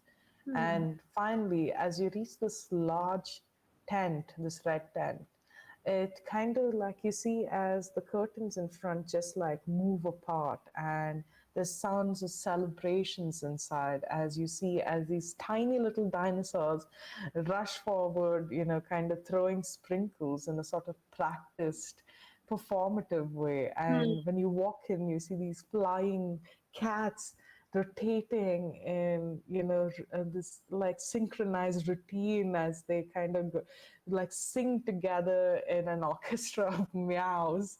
And from the ground forward comes like the stand that rises up, and on its platform is this tallish individual wearing a mask on their face and different masks on their waist. And they look at you and go, "Welcome, welcome to the Carnival of Beasts. I hope you have had a splendid time exploring our various attractions. Fear not, cause you have more to fear. We will get you more beasts soon enough." And they look at you and they say, like, "Now you and you, are you terrified? Are you petrified? Are you scared? Are you excited maybe? What can I do for you? And even though it feels like they're talking directly to all of you can see that they spread their hand forward, kind of welcoming everyone in this space. Is there anything that you would like to say to them? I'm certainly intrigued. Intrigued would be the word, I think. Yeah. hmm I would have gone with excited, but intrigued is a good second. Maybe just pats Nikita on the shoulder. Yeah, sounds about right. And you see how they go through like this sort of performative routine, kind of like, give me an insight check while this is happening. So they're kind of like spreading this sort of magic around. You see as sparkles kind of radiate from them, falling on different patrons. You see as, these small purple flowers bloom as they hand it to each person. You see as all these beasts, these monstrosities, these weird creatures of varied sizes around them take like practice synchronized routines, performing in a way that would make it seem like they were enchanted or instructed to do, or maybe even commanded in a different way. What are your insight checks at? 12. 14. 10. As you do this, like all of you, you feel yourself getting slowly mesmerized by this magic. Slowly, momentarily, you feel like you're almost forgetting what is happening here. You're forgetting any of the horrors you've come across, any of the understanding that you've gotten from this place.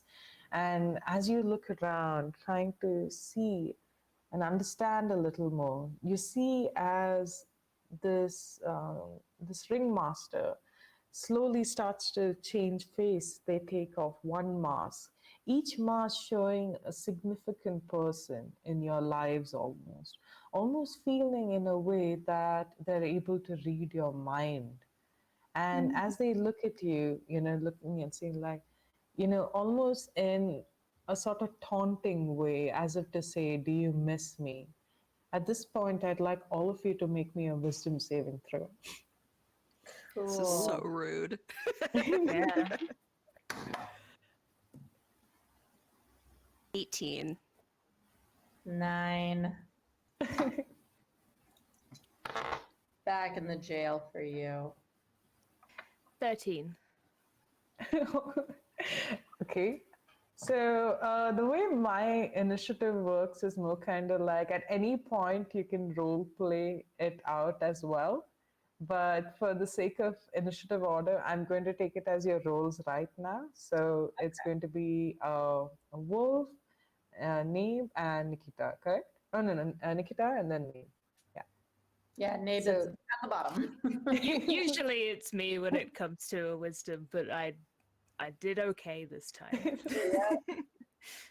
So the three of you are standing here at the entrance and you're looking in and you're seeing this performer entertaining you. Neve, you're watching this person trying to understand whether their shape-shifting form is similar to yours. But the more you look at them, it seems to be a powerful magic, one that seems to belong to a monster more than a simple humanoid.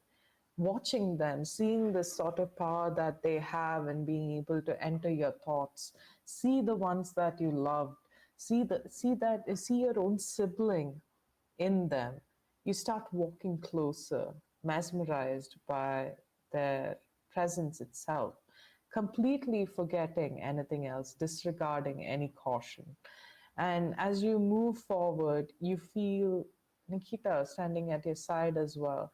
Nikita, you're now looking at the wider sense of things. You're looking more at the fantastical fireworks. You're looking at the beast performing. You're looking at the showmanship happening here. And that draws you closer. And, as you both walk forward, you see behind you Wolf, you're standing there almost by your lonesome, not really falling prey to any of this sort of magical nonsense that has come to, kind of like grace your presence right here. You watch as your two companions walk forward towards this ringmaster.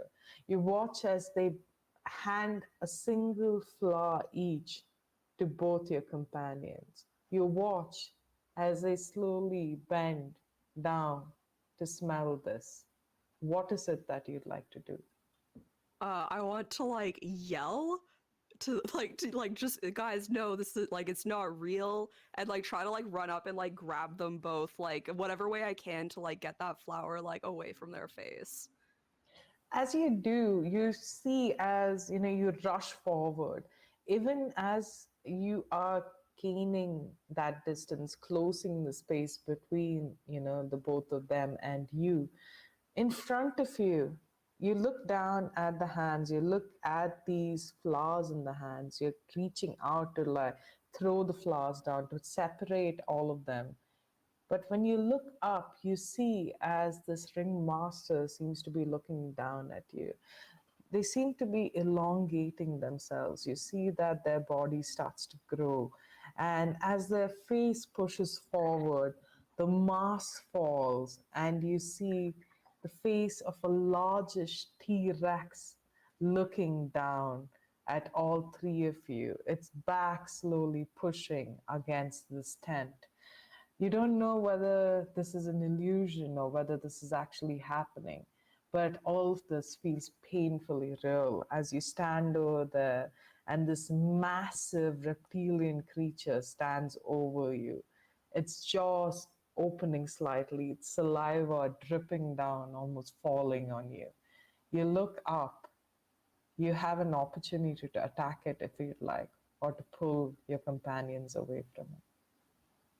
I think I would pull my companions away because I can't do this alone. Yeah. As you pull them away, both of you hear in your heads just a single command word, one that does not really is not a word that you understand, but you feel deeply, and it resonates like resonates in both your hearts with a strong feeling of disdain, but you can't put it past you. The word that you hear and you recognize immediately is bow. You feel this force in your knees as you're pushed downwards, forced onto the ground, as you have to look up at this monstrous being over you. You see as Wolf clutches onto your shoulders, trying to pull you backwards, but you feel stuck to this ground at this moment. I'd like you both to at this point, you can't do anything but watch, missing this turn. But this creature bends at this moment to take a swipe at all of you, trying to get all of you in one single grasp as it just bends down and opens its whole jaw to capture you. Let's see what it gets. Oh my just god. just to ask, are we like paralyzed in this like illusion? Like I couldn't use my reaction, for instance. Yes, you can't. For Cool. just this turn, but from the next turn, if you pass on your save, you can. All good. Also, just a point, when we were forced to bow, Peppermint would have taken off into the air from my shoulder, because she was on my shoulder this whole time. And so she's like flying around the tent, just, I guess, assessing what's going on. Awesome. So Very as worried about her owner. as this creature bends down onto, you can feel the force of its massive size falling on you, Wolf, as it tries to take a bite of you. Does an 18 hit you by any chance? Yep. Yeah, It does? Oh my god. With the 13 armor class, oh yeah, that hits. It bends down and you feel like its fangs slowly start to clutch into your shoulder, and as it does, you feel like its teeth pierce through your flesh. You scream out in pain as you take 12 points of piercing damage. Ow. At this point, the creature now like lets go of you, trying to grab hold of you instead. It is going to take one more swipe at you. That is a 5. Its tiny arms aren't able to really reach you. And at this point, it's struggling awkwardly. It tries to catch you, it doesn't. It tries with its other hand. Oh my god. It misses again. And it's at this point where its head is stuck at an awkward angle on your shoulder, but it's not able to really capture you. Wolf, it's your turn. You can take like an action against this. You can try to attack it. You can try to get away. You can try to do something else if you'd like to as well. Oh man. Wolf, save us. Save us. Well, I feel like I'm not gonna knock you out of your stupor, so I think I just have to wait for you guys to like figure it out. So I think I'm gonna like yell to like try to like boost that, try to like pull you back, but I am going to attack Okay. with a short sword. Awesome. Oh, that's good. That's 25 to hit. Awesome. Yeah, it hits. And I guess because they're paralyzed, my sneak attack's no good, so that's sad, but that's okay. Okay. That's 5 damage. Okay. So you're able to like take out your short sword and just kind of ram it into this T-Rex's mouth, causing it to release your shoulder and back away. As it does, you grunt and like yell out to your companions. At this point, Nikita, I'd like you to roll another wisdom save. Okay. 12. I think that was the same as last time. You unfortunately don't save, and you're still stuck here. You're unmoving on your feet, on your knees. You don't really hear what the others are saying, but I'd say just because Wolf shouted at such a desperate moment, you can have an advantage and roll again. Thank you very much. Yeah. 13. That is so it's close. You can hear it, but it's still not reaching you yet. I was calling, but this is just such a cool show. Yeah. Ned, at this point, I'd like you to make a wisdom saving throw. With advantage? Yes. Okay. Oh, thank God. One of those was a 2, but the other one's 18, so 19. Awesome. You do feel yourself being stirred out of this. You do, as you're looking up, you don't see your sibling's face anymore. You see the face of this monstrosity. You see the blood like dripping from its largish mouth. You see your companion wounded on your side, and you immediately identify the situation.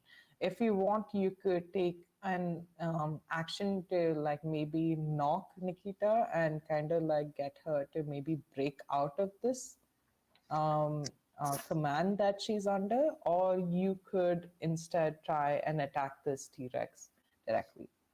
I am.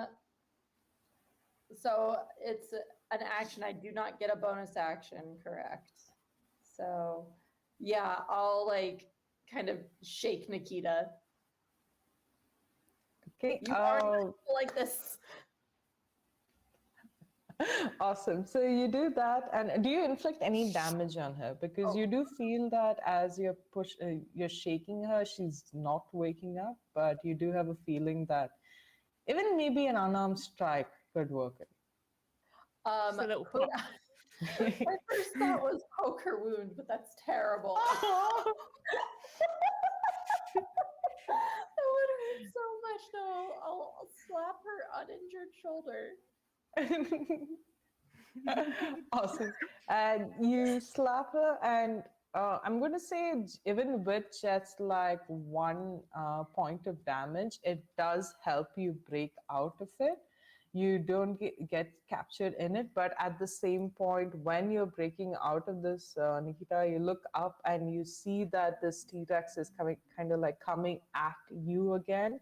trying to very unsuccessful with Wolf the last turn. They try to take a bite at you this time. That is a 17. Does it hit? It does not. It does not. It does Ooh. not. Immediately at that point, you move out of its way, trying not to be in its direction. As you know, it takes it now turns, trying to kind of get a better angle, as it tries to hit you, Neb, with its tail. Let's see if that goes. Oof, that's a 2. It does not at all. And when you see as this tail kind of comes rushing towards you, Neb, and you jump over it immediately, you hear like a peppermint scream, screech at the top of the tent.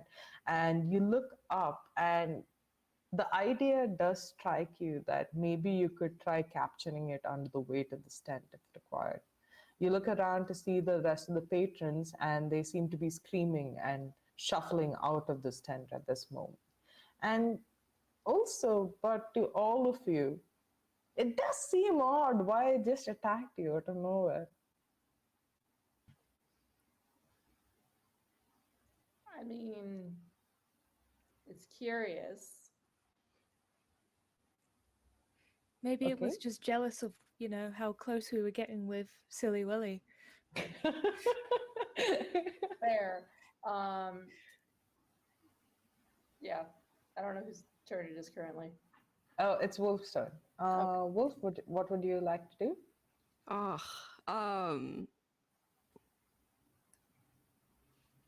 think I'm going to.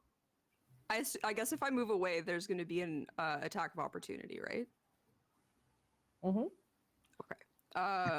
I will bonus action disengage then. And I'm going to pull out my short bow and start shooting it. But I'm also going to yell out to the party, what happened? Like this combat came out of nowhere. What's going on? And just start going. That is a 13 to hit. Does not hit. Okay. You see as you try to impale this creature with your sword, it just swipes past it, not really hitting it at all. But even as you do, it feels a little strange to you because your attacks itself, even the earlier one when you stuck your blade into its throat, everything about this seems very performative. Everything about this seems like a weird sort of experience of sorts almost. And even when you're going through the motions of it, it feels almost like you're in a game.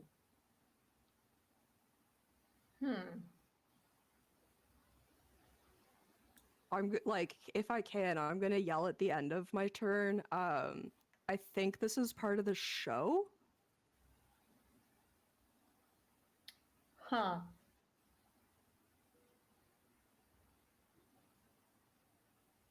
And that would take it to Nikita, your turn. Nikita will ponder the fact that we could be part of the show. And just starts to consider that maybe we should be as thematic as possible. So she will draw her sword, hold up her shield, and instead of attacking this turn, I would like to cast Thaumaturgy. I would like to change my voice to boom up to 3 times as loud as normal for 1 minute, and I would like to shout, "You dare challenge me!" Amazing. And if while you do that, can you give me an insight check? I can certainly try. That is a 4. So you really don't notice anything much, Nikita, but what you do notice is as soon as you said that, you don't know if it's just your thoughts or whether it's actually happening, but in the distance, almost at the back of your head, you can hear cheering. And this, woo, go for it, yes, that's why she's done. Yeah. I mean, I hear cheering wherever I go. So And you see, as even this is out of initiative, but it's only because all of you have made this weird sort of realization. You do notice that the way that this dinosaur also seems to be reacting to you all is very performative. It takes swipes at you. It seems to almost be pushing all of you into situations. You notice over the next couple of minutes as it kind of tries to separate all of you. It tries to like target one of you more than the others. And even as it does, outside, like you start noticing a sort of change in the space that you're in. It seems like the walls that surround this tent seem to be shimmering in a sort of way, almost kind of like if it's in a different space altogether. Hmm. Cool. some really cool special effects. And you almost think that, Nikki, that 1 second that dinosaur turns to you and goes like, why, thank you. And then it goes back to like wrecking havoc in this place. That was probably fine. The only other thing I would probably do is try to stay near Neeb, so that if they get attacked, I can use my reaction to impose disadvantage. Got it. And a series of attacks do happen like this. And, any of you, if you'd like to take any spells or anything against this creature or against this space itself, you can go ahead and let me know. But otherwise, even though you do feel yourselves getting like increasingly damaged, increasingly hurt, you feel yourselves pushed to a point, but never close enough to death at all. It feels like almost like you're trapped in a sort of Groundhog Day sort of situation where after a point, even the way that this thing is attacking you, the movements it's taking, seems to be almost. And I'd like you all to make another insight check for this, or even you out of character, if you have any insights, go ahead. 2. 11. Insight. Dirty 20. Nice. Oh, Nice. you didn't notice, Neil, that there's this largest crystal, that seems to be, again, purple in color, hanging at the top of this tent, kind of like radiating like energy and light throughout this tent itself. It twists and turns like a disco ball, almost something that might be unnoticeable unless someone spent a great amount of time looking up at it. You get this weird sensation that this might be controlling things in a weird way. You look at the space that you're in as well, this tent that surrounds you. You look at the different things here. You look at where you're standing and the places that you've been forced into. And everything seems to work like clockwork almost. And that right there in the middle seems to be the gear that's pushing it all around. So Nabe, having noticed this, is going to turn to Wolf because she has her bow out. Oh, okay. Seems most practical at the moment. And gives bardic inspiration, saying, I have one thing saved for this. As long as there's life, there's hope. Aim for that right there. Okay. So you get 1d8 added to an ability check, attack roll, or saving throw. All right, Nice. all right. In that case, I will shoot the thing with my bow, obviously. Oh, I think that's good without it. Okay. Sorry. Yeah, it's a 20 without it. But just for funsies, it would be a 26.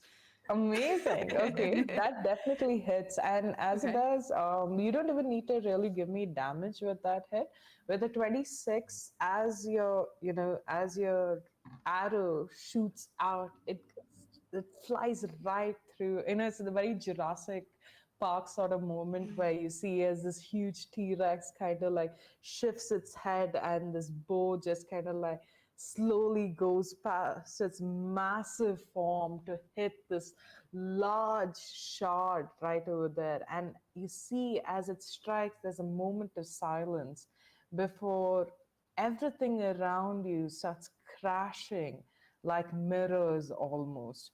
You see yourself standing in a room filled with mirrors, and as this gem starts to crash, everything else starts to collapse and slowly fall.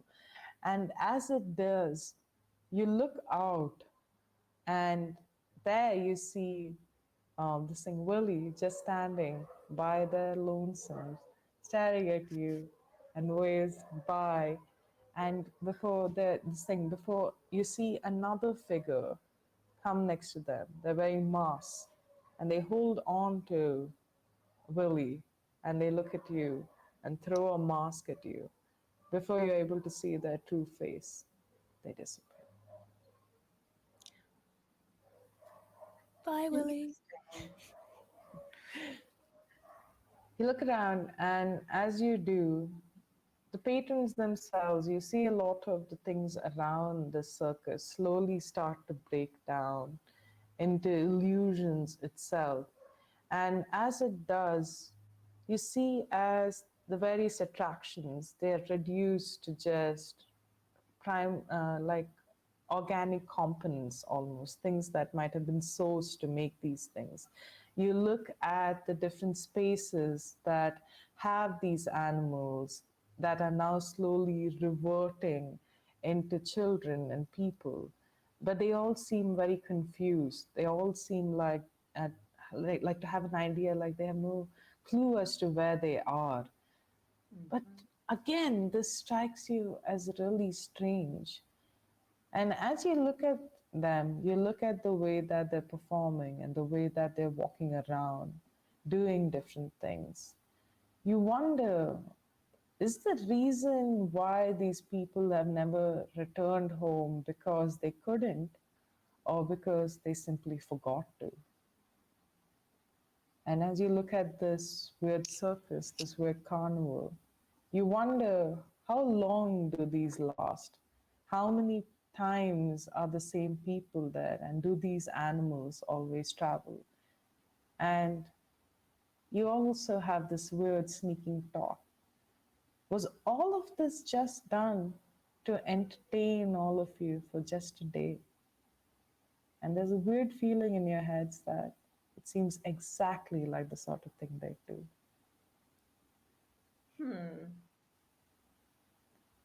And as we go to like the last couple of moments of this adventure, is there anything that you'd all like to do there? Or maybe like ask in a weird way? I think Wolf is just kind of like dumbstruck. Like literally like sitting there like scratching her head, like looking around and like not even really sure if they've done the right thing. 'Cause like they don't know what just happened. But we Yeah. found the people, which was our job. I guess at least we get paid. That's the spirit. Now, Nabe would try to gather everyone kind of to just assess them and make sure everyone's okay. But if they want to sit and rest and figure out what's happening amongst themselves, anyone who wanted to, Nabe would find a place to sit and just tell a story. Whatever story strikes people's fancy, whatever they think would be interesting. Just to kind of calm everyone down and let them process. That sounds awesome. So as you're all standing there, you're seeing the remnants of what seems to be just a fabulous experiment of sorts, which seems to be just one person's entertainment more than anything else. There's nothing really to say who this person was or what sort of entity it is. And sometimes, as adventurers, as yourselves, maybe there's always not always maybe there's not always a monster to best. Maybe there's not always a mystery to solve. Maybe there's just strange adventures you come across as you journey through lands. And this feels like one of them. There's an unexplained moment here with strong, powerful magic that none of you understand. But what you do get is that at least you were here to save the ones that could be rescued. And as you look at the others, they stand there, some of them very confused, other patrons as well. You notice that there are far fewer patrons than there originally was. And you wonder again if this is just an illusion in time, where many of the people that you had seen here don't even really exist. This was just a part to play in a larger story, maybe. And as you look at the others, you see the ones that had reverted from being animals. They all still look confused, some of them still featuring like animalistic characteristics. And you as well, Nikita, as you look forward, you see as from the room of horrors, this tall red tiefling man walks out, looks at you with the same eyes that looked at you when they were behind the wall of force. You notice all these things. You notice that many of them will take a long time to remember who they were. But in this moment, where Wolf is standing in the shadows, overwatching everyone, then deliberating what had just happened, while Nikita looks for something to cook up and maybe feed others, and Nev sits over there at a fireplace and sings a song. At this point, their hearts feel at peace because at least there's a song that everyone can sing to. That's where our one shot ends tonight. Thank you everyone for joining us. Oh, that was so much fun. I'm so glad I got to do this with all of you. And I know there was like a lot of like ups and downs, but it was just so much fun to do this sort of role play with all your characters and really kind of like see what you all could do with your different abilities. They weren't always the best ones. And thank you so much to everyone who's been here with us, watching us. All our handles are on, I think, over our screens. We all love you so much for supporting us. And thank you so much for watching Women in Gaming. This is amazing. I love playing with a group of all women. And this has just been a fantastic experience. Thank you so much, everyone. Thank you. Yep. Thank you for joining us. Yeah, thanks for having us. Yes. And Star, when we're ready to say bye, let us know. And also, I'd just like to say before we end this, thank you so much to Star, our producer. Yes. He's been like silent spectator. It's been fantastic seeing the response, like the reactions as well on the back. And thank you to everyone. I can see Pan in the chat saying plugs. Yes. And thank you to everyone from Hoard of Tales who like helped set this up. Oh my God, it's been amazing. I've really loved this experience, and it's been so much fun meeting so many new people, getting to know them, in different ways over the span of a couple of weeks before a game. And to everyone watching, look forward to all the other games coming up as well, because they're going to be so much fun. And everyone, happy Women in Gaming Month.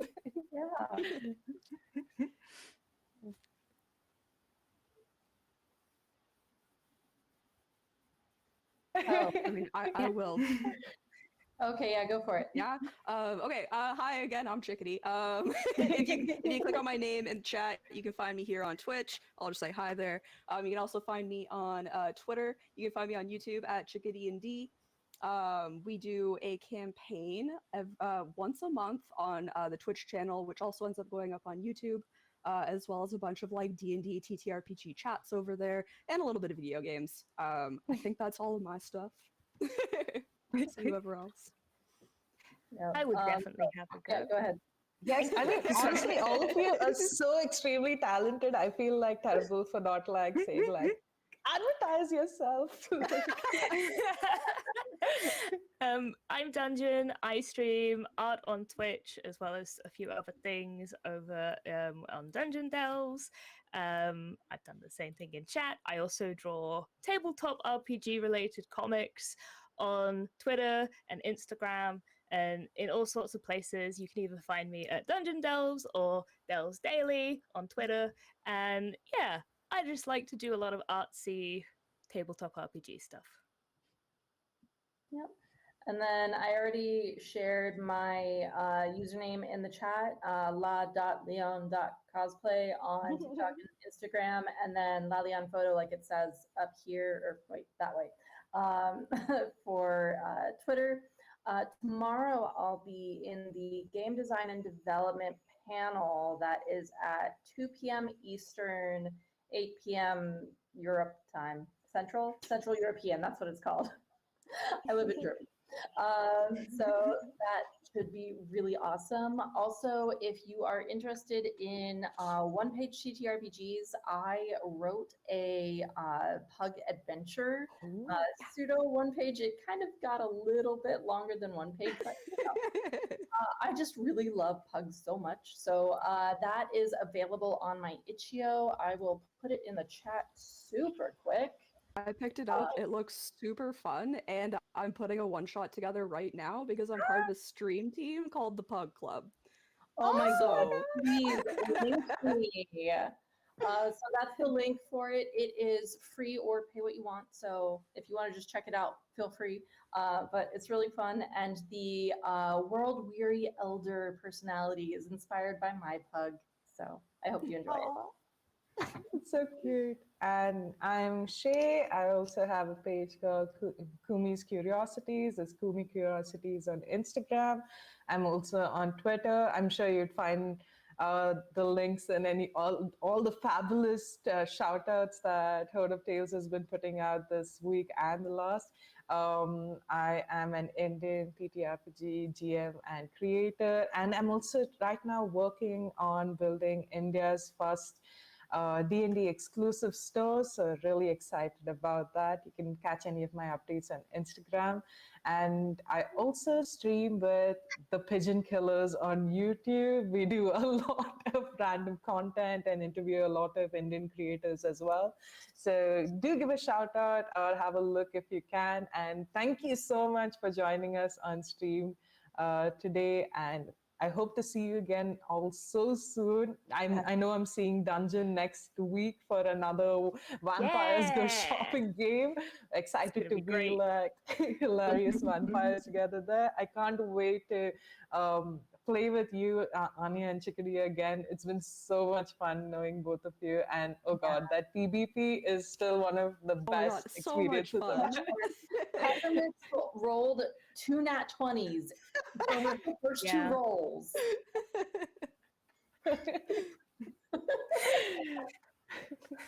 And yes, thank you so much everyone for watching, and over and out, I guess, from us.